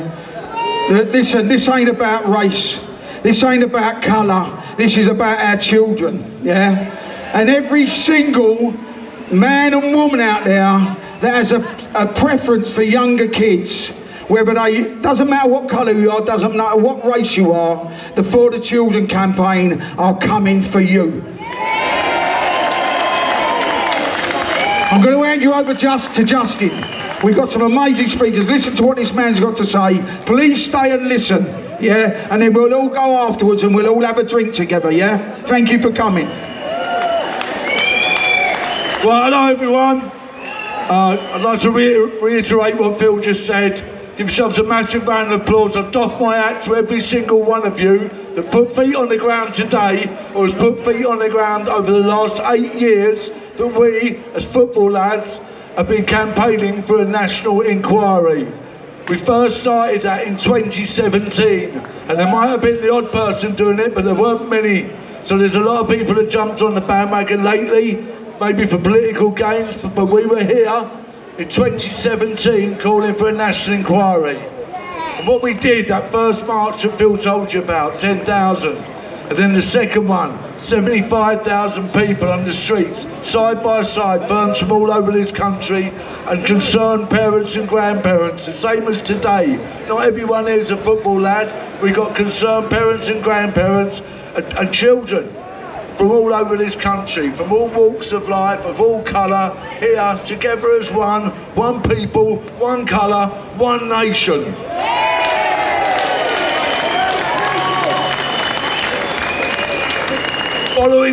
Following 2017, the big march in London, we got requests from people to go to some of these towns, what are known in this country as the grooming towns, yeah?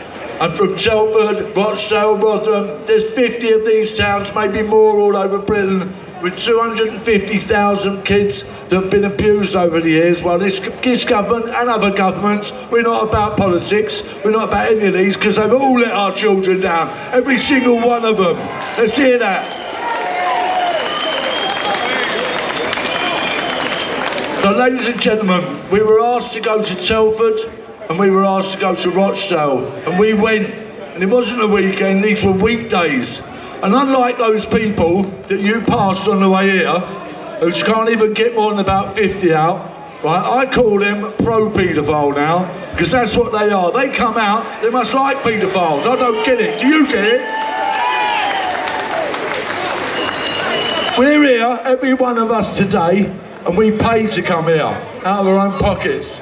And when we went to Telford and Rochdale, because these other people, they don't pay. They get paid by their trade unions. And they get paid by people like George Soros, pay their money to come out and campaign. Do you know that?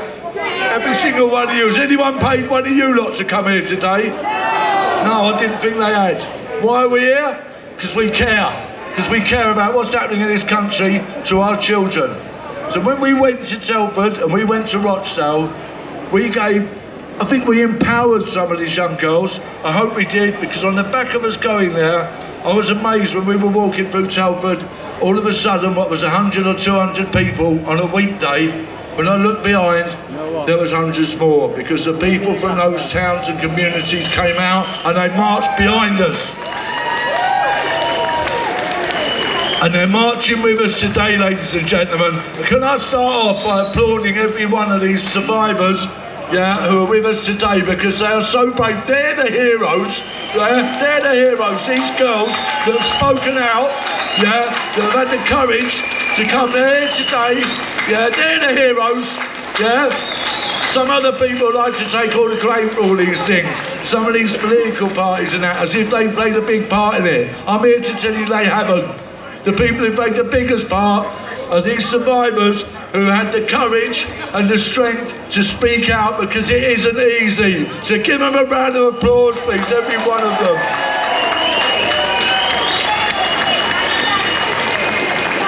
Right, on the back of what we did when we went to Rochdale and Telford, there was the one in Rochdale was already going, but the one in Telford Nagger, was sort of founded on the back of what we did. So if people think, you know, you haven't made a difference, we make a difference every time we're trying to do it, and we're trying to make a difference now, and we will be making a difference in the future. They said there wouldn't be an inquiry, there is an inquiry. And we're here to make sure that they do that inquiry properly, that it's transparent, that it's independent, and that it's far-reaching. So that all these people who are complicit in this, all these people, whether they're social workers, whether they're teachers, whether they're policemen, whether they're councillors, whether they're politicians, every one of those people that played a part, as Phil said, we're coming for you as well. Right, ladies and gentlemen, I'm going to get our first speaker up today. This man I met in 2017, and he'd been campaigning for years before that, with a very special lady who I met with him, called Linda Phillips, and she is like the godmother of all of us here. She passed a few years ago, but I'd love to hear you all please give a round of applause for Linda Phillips. She's no longer with us, and she was doing this for 25 years. So I'm going to ask Billy Howard, yeah, Linda, love and respect. Billy Howard, ladies and gentlemen, Pan UK Rochdale, he's been doing this for 20 years. Give it up for Billy Howard. Thank you guys. To see so many people here today, it gives me hope that this is going the right way. For 20 years, I've seen us hit brick wall after brick wall. Today, I've just seen that brick wall crumble. Thank you. And I want to say thank you to these guys as well, because behind the scenes they haven't stopped working to put these events on so survivors like myself can speak. And for these guys, I think they deserve a massive round of applause. My good friend Justin has just spoke to you about a lady by the name of Linda Phillips. In Rochdale, she had the nickname Mrs. Rochdale, but she soon put that to bed. She said, I'm Mrs. Hemorrhoids, because I've been up that council's arse for 30 years. Linda passed away in 2020. I was her right-hand man. She wasn't mine. She was my icon. She was the bar we all tried to reach when we campaigned against the abuse of children. She did it for 30 years. She, like you said, that round of applause didn't do her justice. I think she can get much louder one than that. One of the things Linda was campaigning against was against MP Cyril Smith. I don't think they can hear you. That's better. And the abuse that my boys, who I stand for, from No View School, were abused on epic proportions. They've told you these guys today, we're here to tell you a story. For me, this is the beginning. This is the beginning of how they built a culture to cover up the abuse of children back then, and it continued today until we see this inquiry and see the outcome of this inquiry. Now, I've been about for a while, guys. I've seen the ICSA inquiry, what exposed abuse in schools like Beech Home House, like No View School, right across the UK. children, young boys were abused by the people in Westminster and Pip Cyril Smith and his crew. Not one person through this inquiry was held to account. We then moved on to the grooming scandal in Rochdale, which I began working on. I'm probably the only person in Rochdale that has worked with 3 girls. Nobody else has. Today they're still forgotten by the state. They received no support. They can't be here today, but they send the love and the thanks, and they say thank you for your support. It means everything to them. Thank you. We've been to review after review. We've had Operation Augusta. Again, highlighted the absolute failings to protect your children, the absolute failures to protect the children in general right across Greater Manchester. 2 years later, they brought out Operation Span. And again, it highlighted the same failures, the same mistakes that they made in No View, that they made in Beach Home House, that they made in Operation Augusta, and that they made in Operation Span. The reason I'm telling you this is I want to show you a pattern of a culture that's established within Westminster of covering up the abuse of children. And we do so, and I want to play you a recording now, if that's possible. Yeah? This was the head of the Crown Prosecution Service of Greater Manchester. If we can play it, I want you to hear what he says.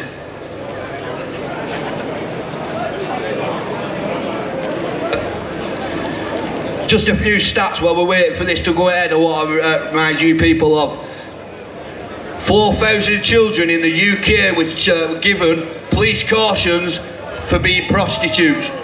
That's 4,000 decision makers that should be before the court. 4,000 children was police caution for being a prostitute. There's no such thing as a child prostitute, ladies and gentlemen. It's just child abuse. That's it.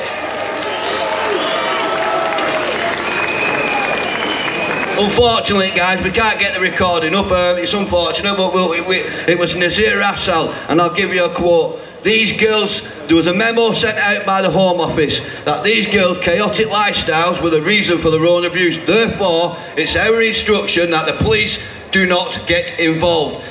That went reverberated right around the country. There's going to be some speakers after me, and they're going to tell you what impact that memo had and who's responsible. We have got the recording now, guys. All right. Well, Peter. So yeah, guys, I'm going to get off now and leave it to the other speakers. I want to say a big thank you again to Justin, the team, Karen, Phil, and everybody here, because this is what makes the difference. This is what will see us home, and this is what will make sure a proper inquiry is what we get. Thank you.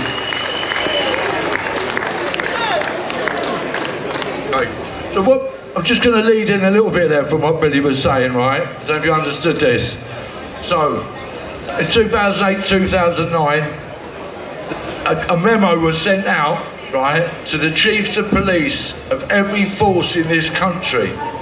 And that memo told them not to make arrests about perpetrators, about child abusers. Do not make arrests in the name of diversity. Okay, because they didn't think that it was good for their votes. Yeah, so like a lot of these other politicians, they put votes in front of our children. So the people that sent this memo out, because I want the world to know about this. Okay, the memo was sent out from Gordon Brown via Jackie Smith, who was the Home Secretary at the time. And guess who was head of the CPS at that time? Yeah, you know, didn't you? Okay. So, as head of the CPS, do you not think that he might have had autonomy over that letter? That he might have wrote it himself? Yeah, as a legal advisor to the government. Yeah. Okay. So.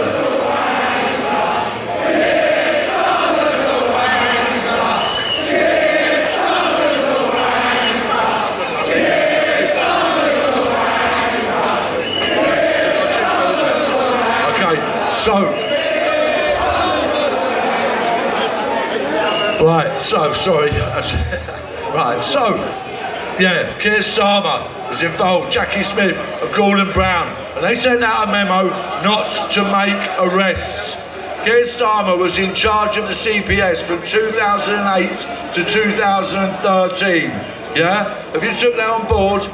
Right? Because I'm going to invite somebody else up in a minute to speak to you.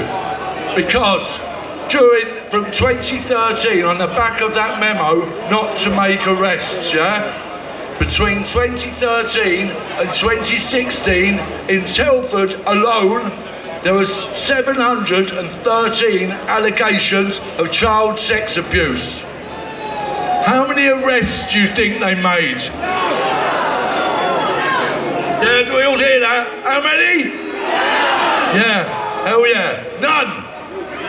And I'm now going to invite my good friend of mine up, Anthony Wood, who founded Telford NAGO, which helps all of these people who've been gone through this terrible, horrendous, horrific abuse in Telford, just to give you a description of what that was like in Telford at that time.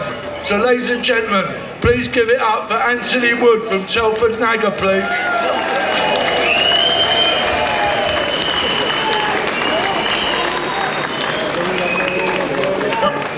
Hello everyone. I spoke in, was it March, and there was a few hundred people, but to see this today is just brilliant.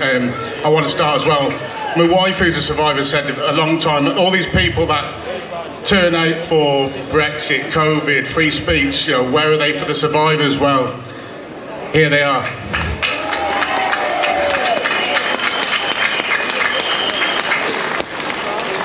So I've been working in Telford for a number of years now, supporting survivors, trying to get justice and campaigning. Now obviously Telford, along with Rochdale, Rotherham, you know, it was highlighted. Yeah. Now in Telford, the police have identified in Operation Chalice between 250 to 300 suspects. Operation Chalice, they convicted 7. Altogether, they convicted 11. And yet they said this operation was a success. Now, that leaves what? So 250 plus suspects still walking the streets. Is that a success? Exactly. And on the back of that, before, we were pushing for inquiry in Telford for a number of years. And there was basically a letter that was sent to the Home Secretary stating that we don't need an inquiry in Telford. This was signed by Liberal Democrat councillors, Labour councillors, the Chief Crime Commissioner. Now, one of the people that signed this letter is a man called Sean Davis. Now, you'd think he'd lost his job. You know, would they sack him? Would they get rid of Sean Davis? He's now the MP for Telford. He also abstained from voting for a national inquiry. Can we get a big boo for Sean Davis, please? I really hope you heard that, Sean, because I don't think you'll be MP for Telford much longer. Now, Telford had an inquiry. The government said it's a blueprint for the rest of the country. On the back of this inquiry, how many people lost their jobs? None. How many people actually held accountable? None. So how's that a blueprint for the rest of the country? So I want to lead on to the national inquiry, which, by the way, when we heard Yvette Cooper speaking about the national inquiry in Parliament, we can't deny it was amazing to hear all the things that we've been pushing for years being spoken about in there. It was vindication for people like me, but more importantly, it was vindication for survivors. Because it was only a few months earlier in January where Keir Starmer basically said that they were far right for calling for a national inquiry. Shall we get a boo for Keir Starmer while we're here?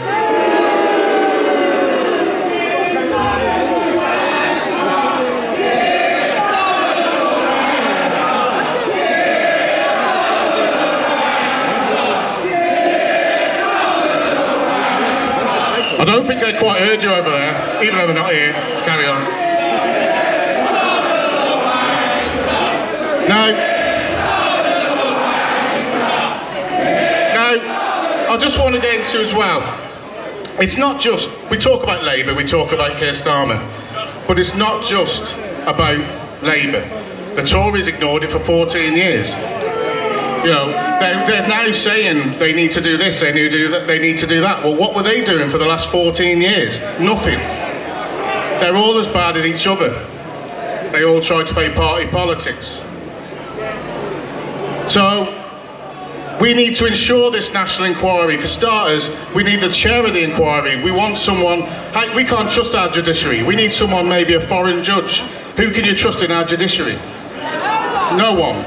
And on the back of that, also when they announced the inquiry, they were going to, I think they're reopening 800 cases leading to 1,000 cold cases. Let's face it, most of these cases that were NFA'd by the CPS would have been done when Keir Starmer was head of public prosecutions. We can't trust them on this national inquiry, but we need to push them to make sure they get it done right. Before I go, there's one more thing I wanted to say, and it's, I've been talking to a family recently across the country where there are children that never had the chance to become survivors. There are children in Telford who died, in Rochdale, Manchester, Rotherham, across the country, and they never had the chance to become survivors. There's one family I've been talking to at the moment, and there's a girl from Stoke called Jodie Sheeran, and I spoke to the family recently and they asked me to keep banging the drum. Now, Jodie fell a victim to these gangs. She had a son, who I want to say as well, Jaden. If anyone's seen Jaden Sheeran on the TV lately, who's been speaking out at 19 years of age, I want to give him a massive round of applause because he's been brilliant. He is one of the most bravest people in the country right now to stand up, and I respect him for that. Now, his mother, sadly, is no longer with us. She lost her life. After she was raped, they had DNA to prove who raped her. It went to go to court, but before it had the chance to go to court, on the day of the trial, the police turned up and basically said she's not a reliable witness, so we didn't go through. Now, today they're saying it won't happen because, sadly, she's dead. She lost her life because of the trauma. And I want us to send a message to the family, to Ange, the mother, a lovely woman, who's fighting as hard as she can to get justice for her daughter. We want to get justice for Jodie. We want to get justice for every survivor. And again, they may not be here today, but I want it to ring around this corrupt, sleazy area of Parliament. I want everyone to say, Jodie, Jodie, Jodie.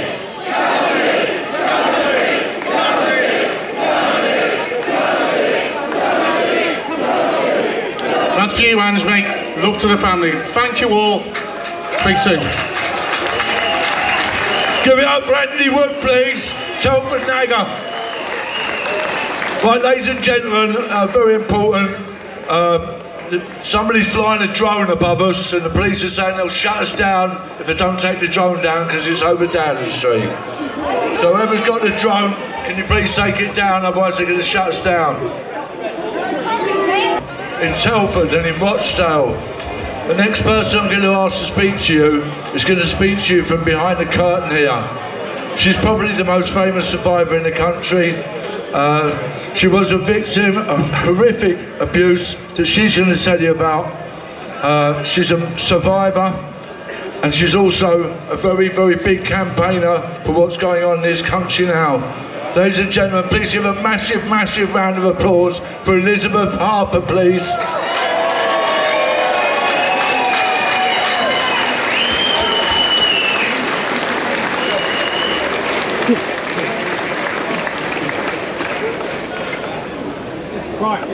Right, stand in front of him.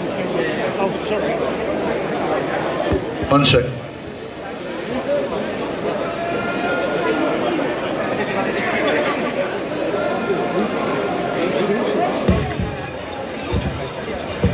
Take it away, Elizabeth.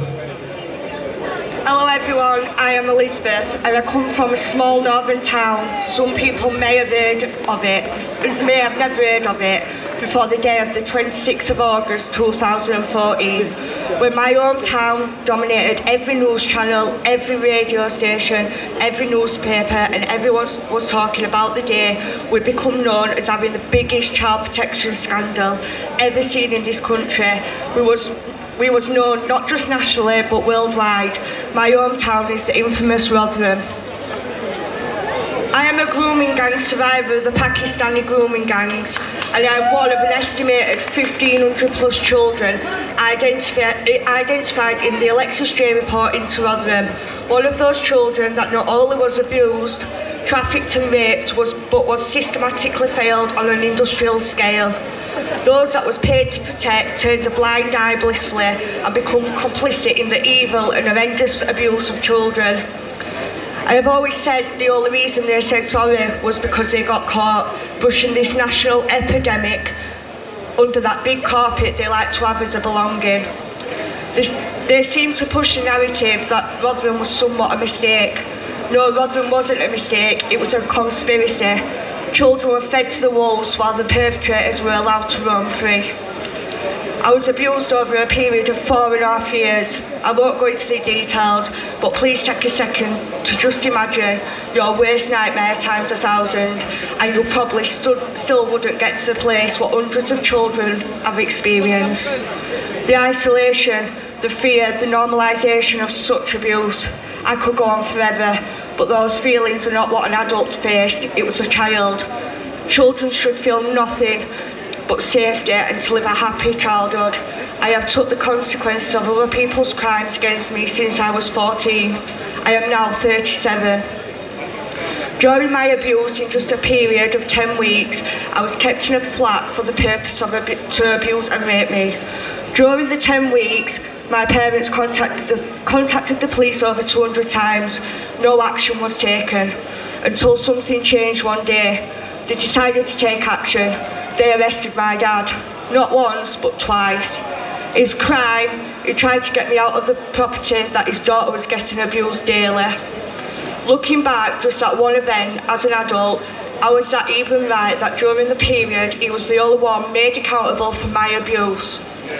An innocent man who was going out of his mind took priority for arrest over the abusers. One of my abusers was a woman that preyed on young girls to then facilitate the abuse.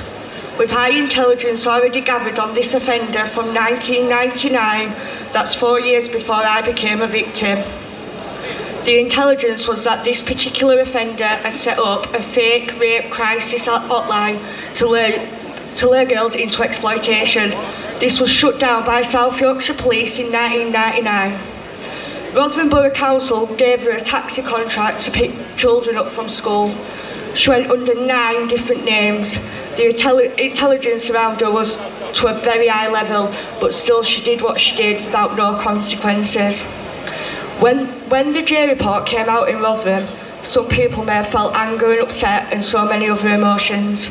I felt relieved, I felt vindicated, but I also knew that finally I wasn't that label of a naughty child that was responsible for my own abuse. The world knew we were always telling the truth. That day of the J report into Rotherham became the first step into my journey of becoming a survivor. The day I knew I had to fight not only for myself but all for those that didn't have a voice. In my journey of campaigning, I've been blessed with meeting some amazing people. People that have been through absolute hell. And I look at them and think, how did we do it? How did we survive? We fought against the odds, and here we found ourselves being shoved on the back burner again. We get media attention for a while, and then it disappears. We get false promises from those that can make the change, and then they let us down. The same old vicious circles. Then after all those times, something changed this year. One man in a different part of the world changed the narrative. That man was Elon Musk.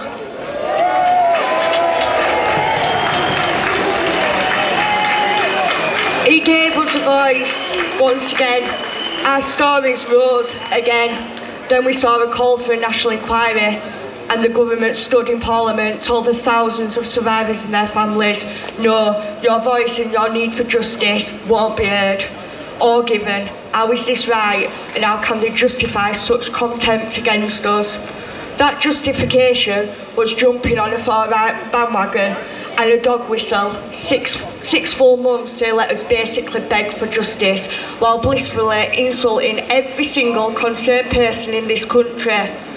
The audit found just exactly what the concerns and the injustice that had been raised for years.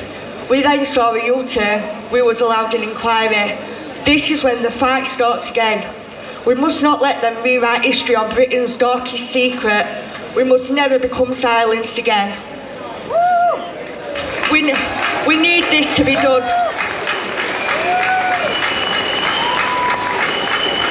We need this to be done properly. We need to know the true extent throughout the country. We need to know the statistics to have proper data. We need to hold those that fail to account. We need to join the dots and make it what it is, organised crime. We need to see people being compelled to speak. We need to see actions, not only for us that have suffered, but for this country's children. They are our future. They should be safe and never be faced with such evil.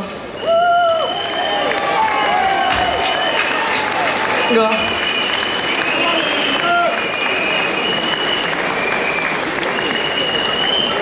Out of the 4.5 years of abuse, due to missing and destroyed paperwork, I have only one perpetrator who has been sentenced. He was sentenced to 9 years in 2018. By 2020, he was allowed to go in open prison. He did just 2.5 years in a closed prison. Licence conditions were granted that he must not come into Rotherham again. Just 8 months after, he was just half a mile away from my home. He is recalled. This week, after a paper-based parole hearing, I was given the news that parole was denied and open prison conditions was denied. The summary was something that has made me feel quite upset this week. After the last 18 months of fighting to get him back in prison and being told you have to base things on facts and the label of me being emotionally unstable, my point was proven. I would just like to read you the risk assessment. Having considered the details and the circumstances of the index offences, as well as all the other evidence before it, the panel identified a number of risk factors, things that made it more likely that Mr Boston would reoffend. These risk factors had included offending for sexual gratification, a sexual interest in young teenagers, feeling entitled to sex, associating with others who shared his interests, and having a lack of victim empathy.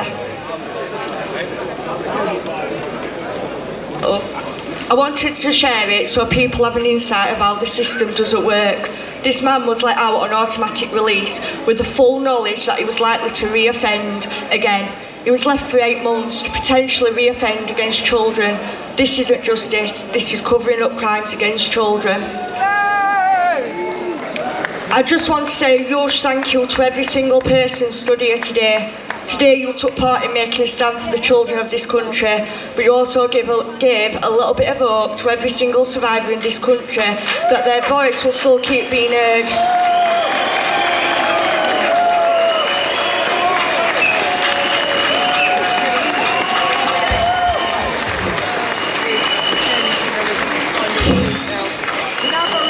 Ladies and gentlemen, without people like Elizabeth doing what she just did, they wouldn't be having a national inquiry, I'm telling you that now. Please give her a massive round of applause.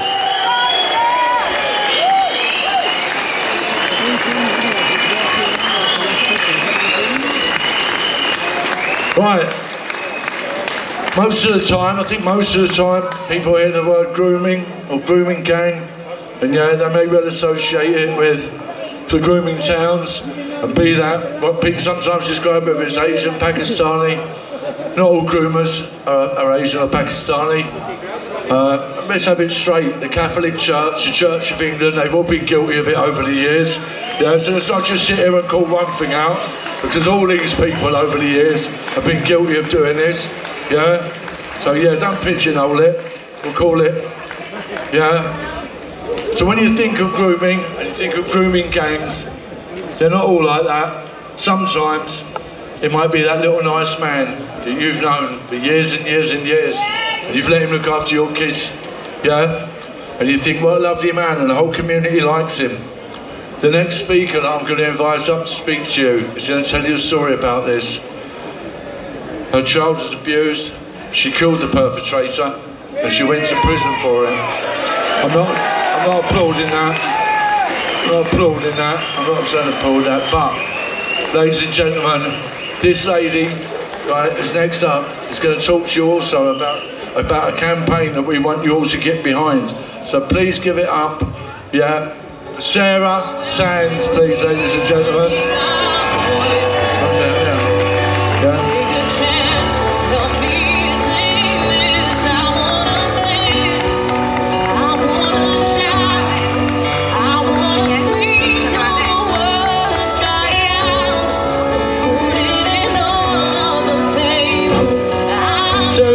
Sarah's going to come out here and talk to you. Give her a round of applause, please. That's very brave. Very, very brave.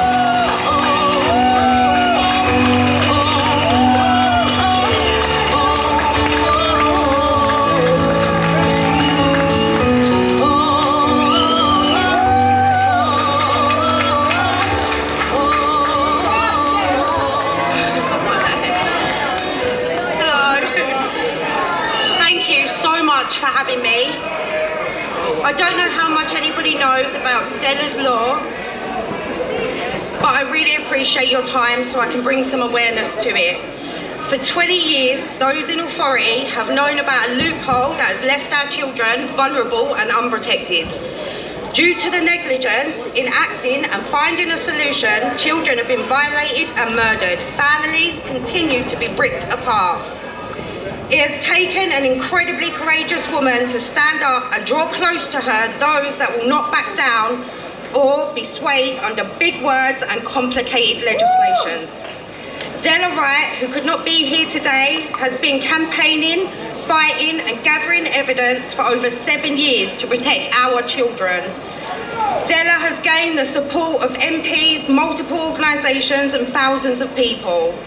Della's Law is now on its second reading in Parliament under the Crime Policing Bill.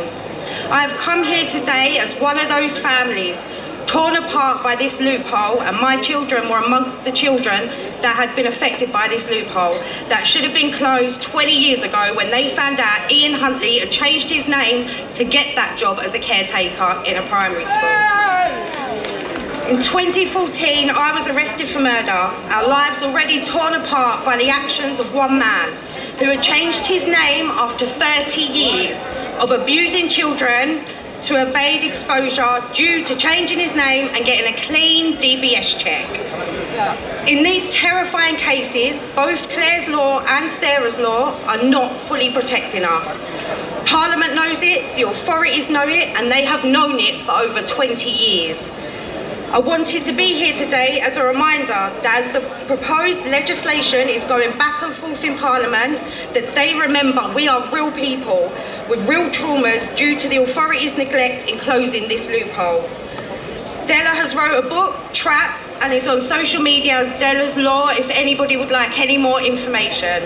It is for us to remember the power we hold in our voices to make change, spread awareness, and to save our children.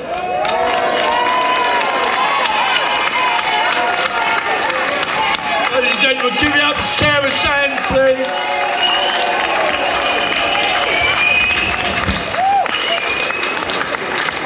Okay, we've got a couple more speakers, yeah? And at the moment, 1 second please, we've got Kim.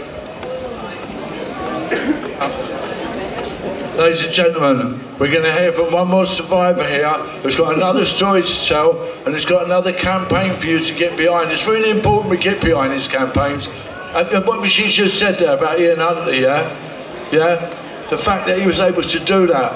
And after 20 years and 30 years, these people are able to change their names and all of a sudden they lose their criminal record, yeah? We need to be on this and make sure these people do this, yeah? Right, next up, ladies and gentlemen, we're going to hear from another young survivor here who's going to tell you a story. Please give a massive reception for Kira, please. put this on.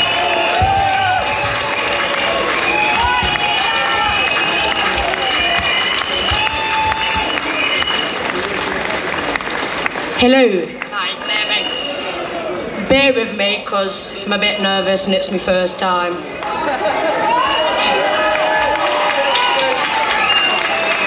Thank you all for being here today, standing with us and lending your voice. A cause that is too often silenced. My name is Kira and I'm a survivor of sexual abuse, but I'm more than just a survivor. I'm a person who's finding my strength, my voice, and my path to healing. At 16 years old, I just finished school and was groomed by my local shopkeeper who was 55, Harry Shankar. With the support of and encouragement of my friends and family, I pressed charges and went to court. This was a long and hard journey that went on for 5 years. Adjourned twice, I gave up so many times, and we finally made it to court in 2023 for the trial. Me and my friends were cross-examined for a whole day and made to feel like we were the criminals, only for Harry Shankar to accept a lesser charge of paying for sexual activities from a 16-year-old. Instead of taking the stand, he took the easier way out. His original charges were 2 sexual assaults and 2 sexual penetrations, and then he accepted the plea for sexual acts of a 16-year-old. I was completely destroyed all over again and made to feel like I consented and was accepting the payment for this. So far from the truth. Harry Shankar was also subject to immigration and did not have the right to remain in the UK. He should have been granted this, but after he pleaded guilty to the lesser charge, he was also granted the right to remain in the country, a failing from our Home Service and immigration. I'm still fighting this today after finding information that he is still committing offences and breaching his sexual harm prevention order. I reached out to Gurmit Singh, and from this came my documentary, Kira's Justice. If you haven't seen it, please watch, and you'll hear all about my story. I'm on YouTube, X and Twitter. This is something that I'm still living every day. My perpetrator is back in court next week for breaching his order, and let's just hope justice is finally done. I'm here because this can happen to anybody. It's not about what you look like or how you act. These people prey on the vulnerable, and I'm lucky to have the support to fight this because many other people haven't. For many years, I felt the weight of silence, carried the shame, the fear, the doubt, and all the confusion. It isn't easy, but I've learned something important. Nobody should have to carry the burden of abuse alone. No one should have to be made to feel ashamed of something that wasn't done to them. This is why I'm standing here today, and why I've created Kira's Voice for Change, number 4, just to let you know. Because I don't want survivors to know that they're not alone and their voice does matter. I want to say this clearly, there is no shame in speaking out. There is no shame in telling the truth and no shame in seeking help.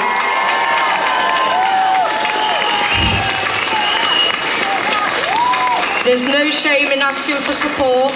This shame belongs to those who commit these unspeakable acts, not to those who have been harmed. And together, we can break the silence that has allowed abuse to continue for too long. Kira's Voice for Change is more than my story. It's a platform where we can amplify the survivors, where we can create a community that uplifts, supports and empowers one another. I believe that by sharing our stories, we make it harder for the darkness of abuse to thrive. We shed the light on truth. We bring hope to others that are still suffering in silence.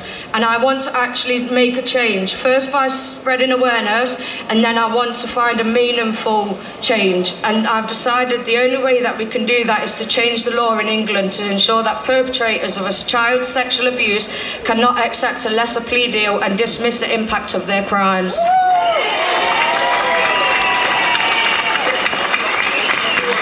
A petition has been submitted. Please keep an eye out on my social media for that. When it's live, please get behind it. If you are here today, if you are listening and to the messages on social media, I want you to know your story does matter, and no matter how long it takes to find the courage to speak, people are here who will listen, support you, and who will stand by you as you begin your journey towards healing. Let today be a reminder for us all, we are not alone, we are powerful, we are brave, together, and we can make this world a safer place for children. Thank you.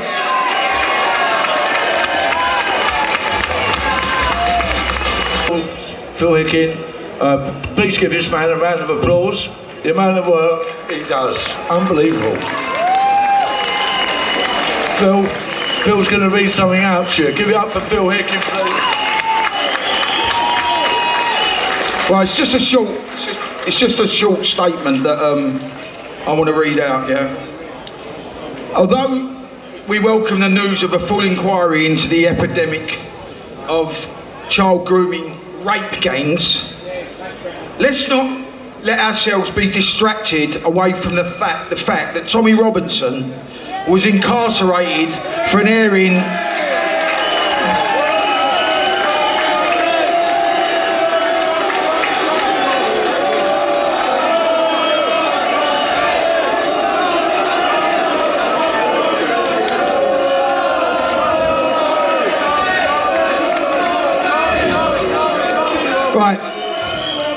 Let's not get distracted away from the fact that Tommy Robinson was incarcerated for airing a documentary exposing the unbelievable case of Bailey McLaren, the 15-year-old Huddersfield schoolboy who had his life destroyed by a total media lie.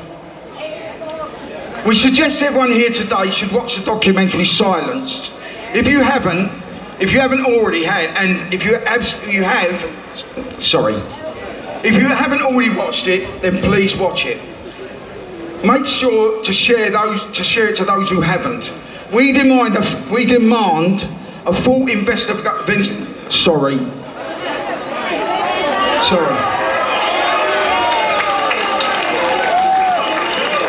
We demand a full investigation where all witnesses are allowed to speak freely and without fear of repercussions. A total exoneration and public apology for Tommy Robinson and Bailey McLaren.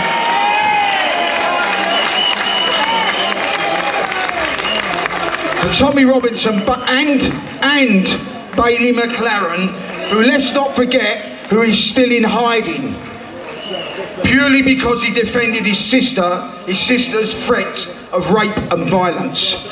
Let's listen, while we're here, let's forget this. He's not here today, Tommy. He was going to come, but he's not well at the moment. So I want to give everyone, let's have a round of applause for Tommy Robinson.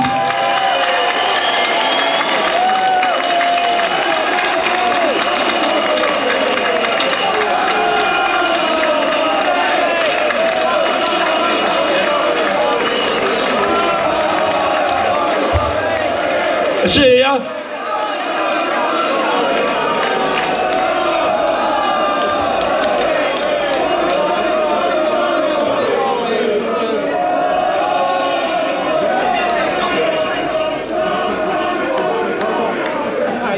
Ladies and gentlemen, I'd just like to add a small bit to that.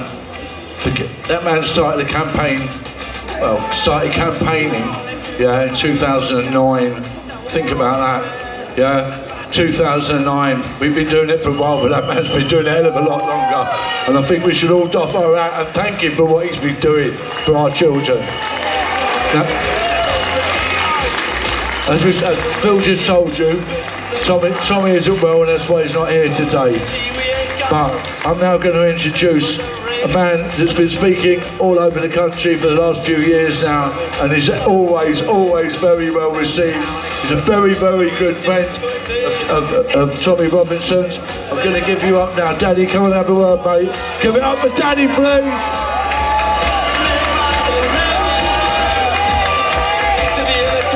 Thank you.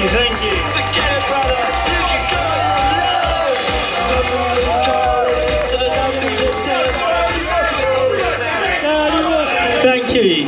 Thanks for everyone for coming here, and let's have a big round of applause for everyone behind For the Children campaign who's been doing this. For the stewards, for the security, because this wouldn't happen without them. So, there comes a time though when silence becomes complicity. Today isn't one of those days, because today is the day that we tear off the mask and we show this country exactly what it has become. Let me make this clear. Our children weren't just failed. They were fed to the wolves and the government held the lead. Don't you dare let them say this is neglect, because neglect is forgetting a birthday. Neglect is about missing a parents' evening. This is none of them, because this was grooming. This was rape. This was the political protection of paedophile networks, and only now they were forced to admit it, because Baroness Louise Casey, she's not one of us, she's one of the Labour's own. She exposed the truth of what we have been saying for decades upon decades. That police officers have ignored the victims. Survivors were labelled as liars and slags. Gangs ran wild under the nose of the state, and nobody did a thing. This wasn't just failure, this was a strategy. A strategy to keep the Muslim vote happy. A strategy to appease community leaders. A strategy to silence the working class while our daughters were dragged into hell. Where was Keir Starmer when the grooming gangs were being protected? He was the director of public prosecution after all, and he shut down the very first serious investigation. So no, like he claimed, he didn't stop it. He helped to bury it. He's a liar.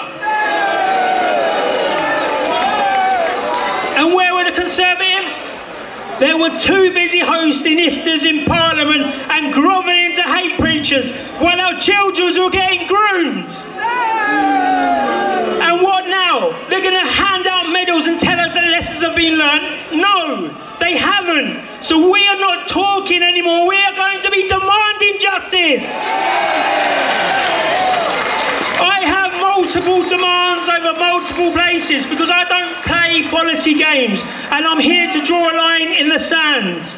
I demand a national criminal investigation into the political cover-ups of grooming gang, starting with Keir Starmer. I demand the prosecution of any MP, any police officer or social worker who facilitated abuse through silence.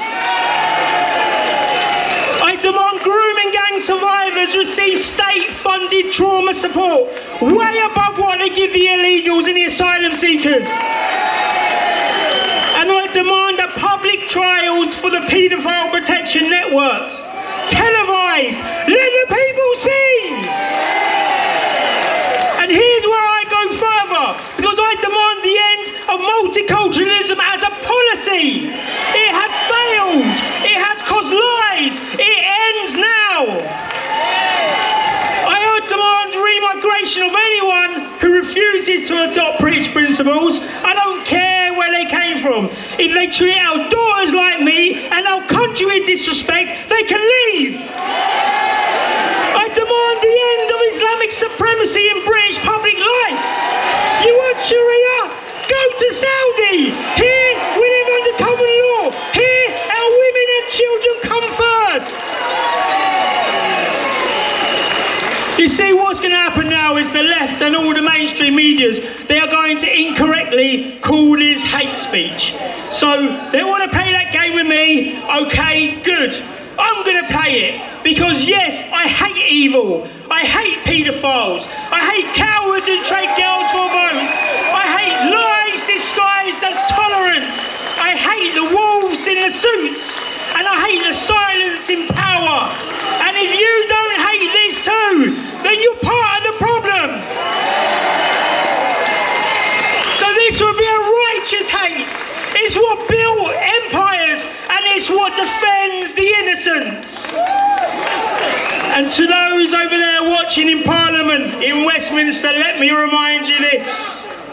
You knew, and you let it happen anyway. And now the people know too. You let cities falls into gang control. You arrested the whistleblowers. You even jailed Tommy Robinson for exposing it, while the groomers and the rapists he named walk free. You let children bleed because their parents were the wrong kind of victim. And when they did come forward, you called them racist. You took away their voice. You destroyed any type of justice for them. And now they want to talk about healing. Okay, we will heal this country when the guilty are in prison and the people are back in charge. And God bless that one over there with the UKIP flag. That's who we need to get there. That's who's going to be doing it. And I will be standing for them. And I'm proud to be doing that. So let me just finally say a few things here, and I'm going to make it loud and clear because I am done being polite. I am done playing nice, and we are never, ever going to stop, because we are the Britain they hoped that died. We are the voice they tried to ban, and we are the judgment that they fear, and the reckoning that they deserve. We demand consequences. We demand justice. And finally, we demand Britain back. Come on!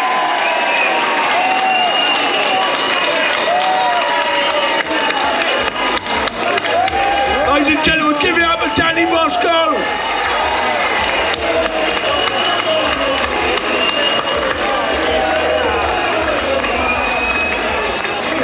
Ladies and gentlemen, we've got one last speaker here today, and then we've got a few thank yous and a few acknowledgements. Okay, but I'm going to ask Beaver Meadow to come up here with two children as well, the first time on the stage. Yeah, and they're going to have a chat with you. Come on. Come along, bring that on the stage, come on. Don't be shy, come on. Come out here, it's what this is about. Give these girls a round of applause. Hey, hi, they're not children, they're just young women. But not just women, young women. Women with a voice. Make some noise if you're a survivor. Yes, make some noise if you know a survivor.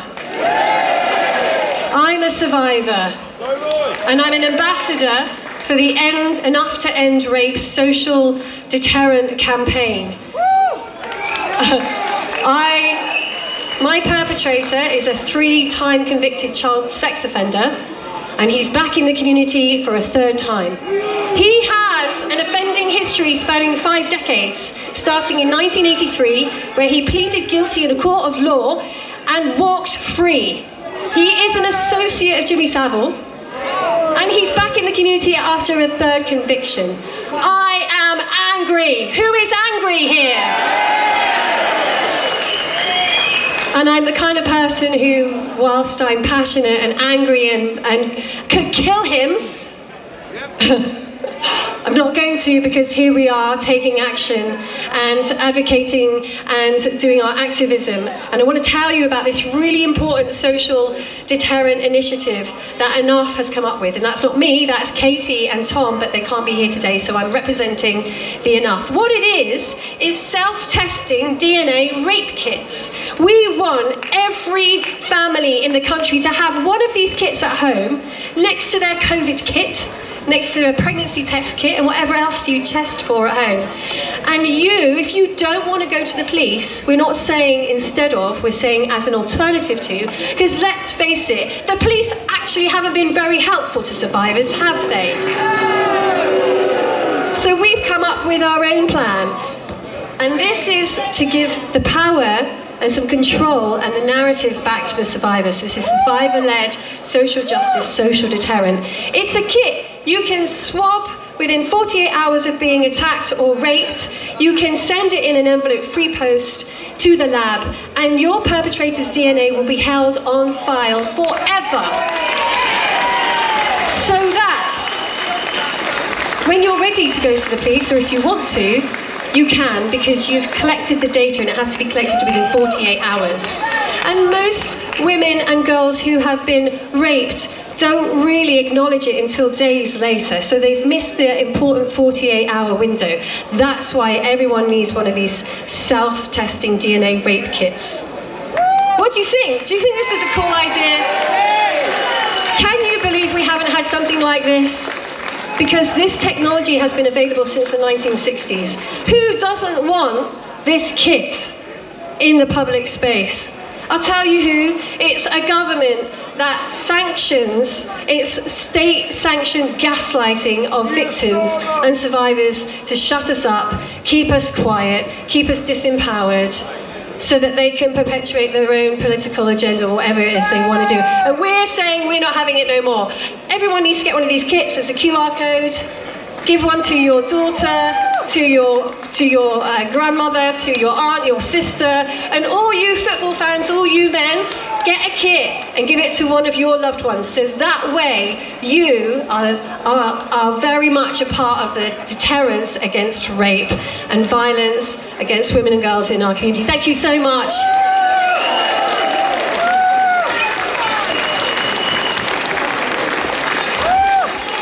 I've got my glasses now. Oh, a shoe. Okay. Sorry. Hey.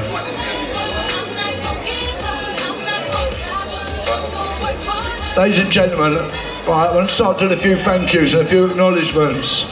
Over the course of the last 8 years, and I'm talking about things for the football lads, what we're doing now, combined with for the children, a lot of people put feet on the ground. And a lot of people done things in the background. We had so many things, admins that worked with the FLA for years, monitoring all the phone calls and the messages we get. Sometimes you do get lunatics coming up who are far right, unlike us lot. Yeah, and we have people that stop all that coming through. We have all for 8 years now. See all these people here in these yellow vests, yeah? And the visas and the guys all around the back here. Can you give them a round of applause? Because they do this for nothing. The stewards, please, give it up, please, for everyone here.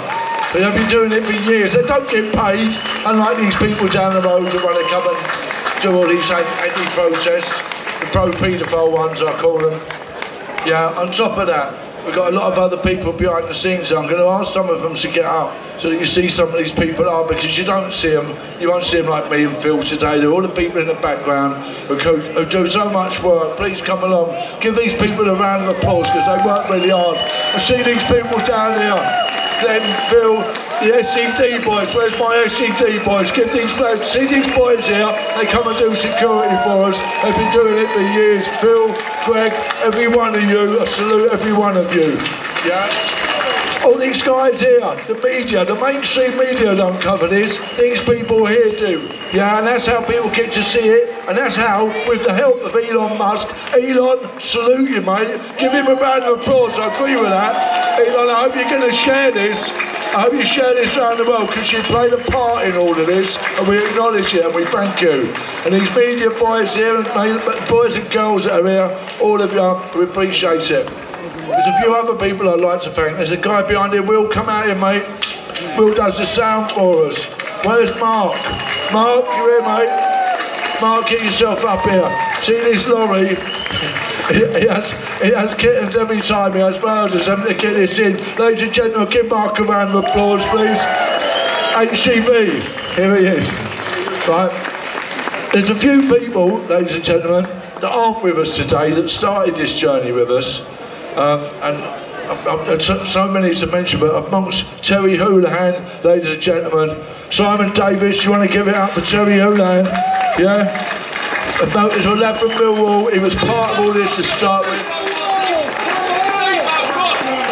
Stevie Ross, ladies and gentlemen, yeah, good shout, Phil. Steve Ross, good man. There's a lot of others that aren't here anymore that started this journey. Let's not forget them.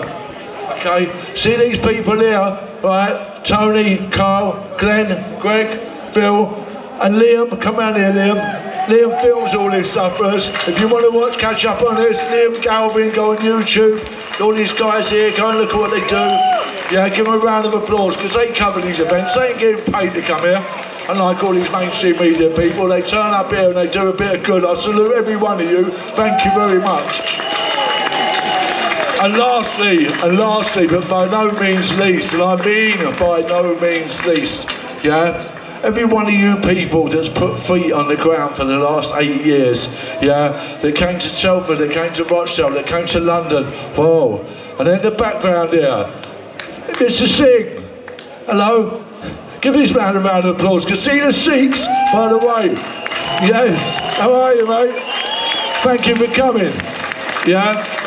Because the Sikhs of Mohan Singh spoke on the first march, we did, yeah, and I'm going to say it because I don't think people realise that the Sikh community